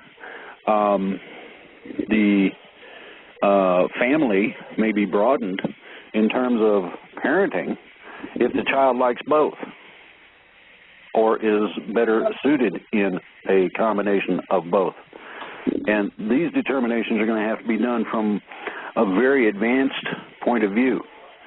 And it may be that the parent needs to learn, or the child needs to learn, or the parents between themselves need to learn. It could be all of the above. The variations are just as variable as fingerprints. And each individual case would have to be decided to what's best overall. This is a combination of moral and legalistic question that at this point can't be correctly addressed because we do not have the capability to do so. Now, that does not necessarily mean that it's right to abscond with somebody's kids, but then again, it may be that the child would best benefit from both, or neither. Supposedly, the advanced races know enough in terms of a combination of both present and future that they will be able to help us making those decisions. Now, whether we will have full free reign in making those decisions is also a question that needs to be answered. I mean, it goes on and on. It's like chicken or the egg, which came first. Well, I'm going to say that God made the chicken and then it laid eggs. And take that as the creator. You can look at it however you wish. But I'm not going to say that somebody has to believe that. You know, that God made the egg, and then you had chickens. So, you know, it's a multiple guess, 1, 2, or C answer. And that's the problem with the question. Thanks, Firebird. Thanks so much, Firebird. And we have 2 more questions now, Drake, that have come up while you were answering that. So, okay. Okay, thank you. Thank you, Firebird. Okay, we have Andrea. And Drake, you might remember Andrea. She's the military wife that's called in before. Yes. Okay. Hi, Drake. Hello. So I just had a question. I know you kind of touched on it this evening and then in the military address as well, but with everything approaching a little bit more rapidly at the moment, or what it appears to be, I'm curious to hear what your, I guess, best guesstimate would be in regards to the active duty families such as myself and my husband and our friends, and what's going to, I know you mentioned before it could be the greatest job corps that ever existed, you know, but, and kind of, I mean, we live on base in military housing, like, no need for wars or fighting anymore, so I'm kind of curious to hear what you would guess some plans for that could be. Well, I would say, first of all, that separation of family is not a good thing. So there's going to have to be some kind of provision made for families to be reunited. In that light, you're looking at,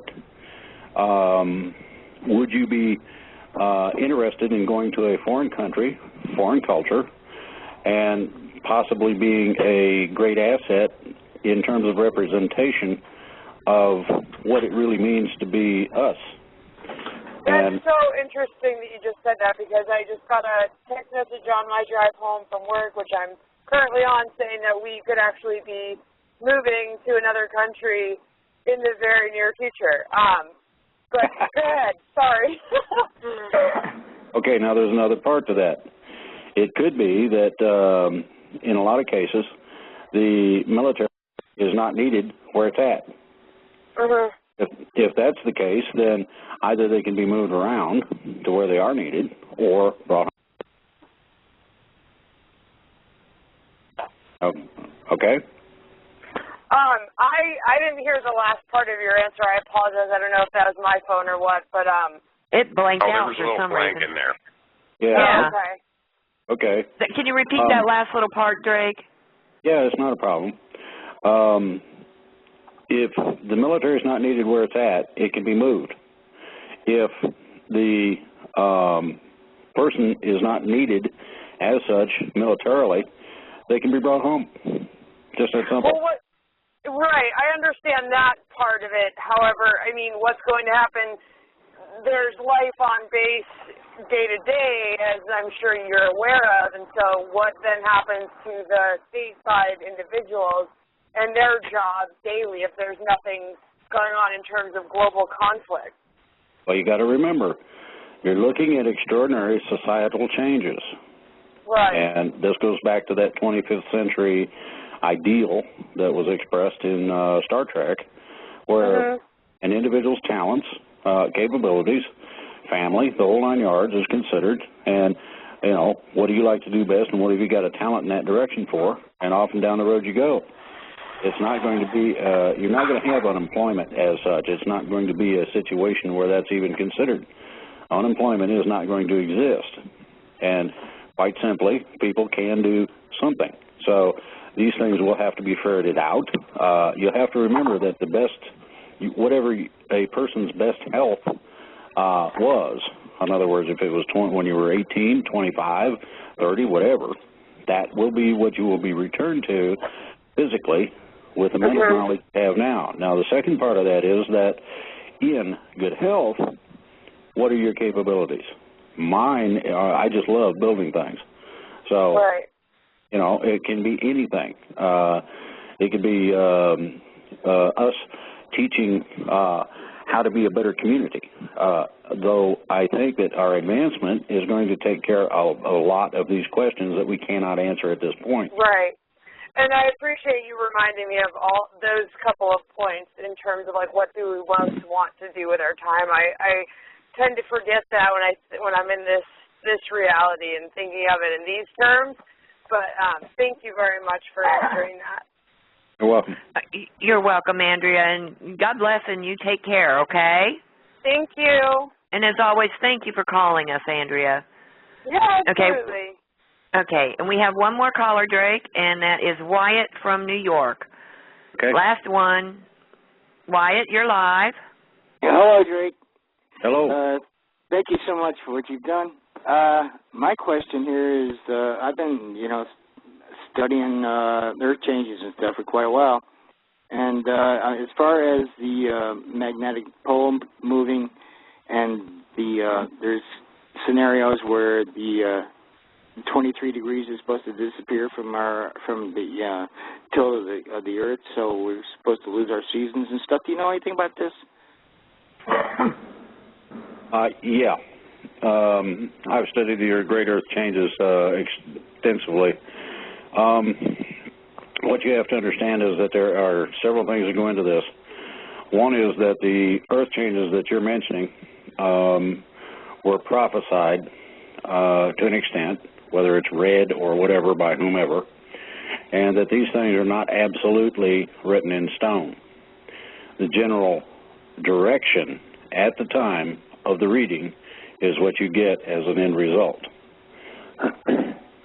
This means that as we become more humane as beings, the lesser problems we will have. This is supposedly some of the inside teachings, according to a variety of different belief systems, to include the ancient sciences.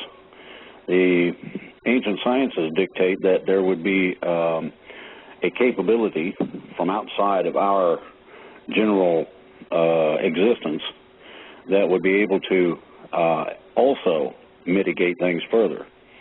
What this means is that apparently the angels, E.T., God, however you want to look at this, have the capability of making this a smooth or relatively smooth transition from what we have now to what we're going towards. The more that we take care of the wounds that we have propagated or put upon Mother Earth, the lesser are her problems in the transition, thus the lesser the Great Earth Changes. And very few people understand the difference between what is considered inanimate and animate objects. And very few understand that we are on a living entity. Mother Earth is a consciousness. And it takes a bit of training and a few other things to understand that in a reality. It also takes a bit of understanding and teaching, and will be required of the angels, at the point that we make our leap of faith or whatever this is that is supposed to advance us so greatly. So as we advance more greatly, we will become more aware of what we need to do in terms of helping things along in a smooth, orderly, nice manner. It's sort of like the idea of the travail at birth. There are many records of no travail of any kind, either for the mother or for the child.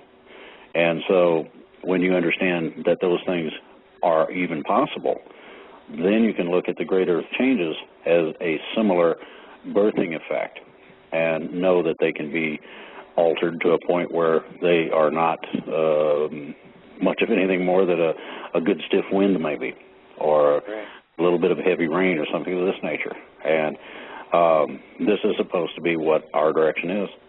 Right. Well, the point was that losing the 23 degrees and straightening the Earth back up, so it was rotating directly around and bringing the temperature, the climate of the whole Earth into a nice range would be more of a positive thing. I wasn't talking about anything negative there. Yeah, I understand that. And yes, at one time, the idea of the garden environment, as it is referred to as Eden, would be soft rains, mild breezes, decent temperatures, something that's eternally enjoyable. And that's supposed to be what we're headed towards. Great. Thank you so much, Wyatt. Wyatt. Anything about the Hollow Earth?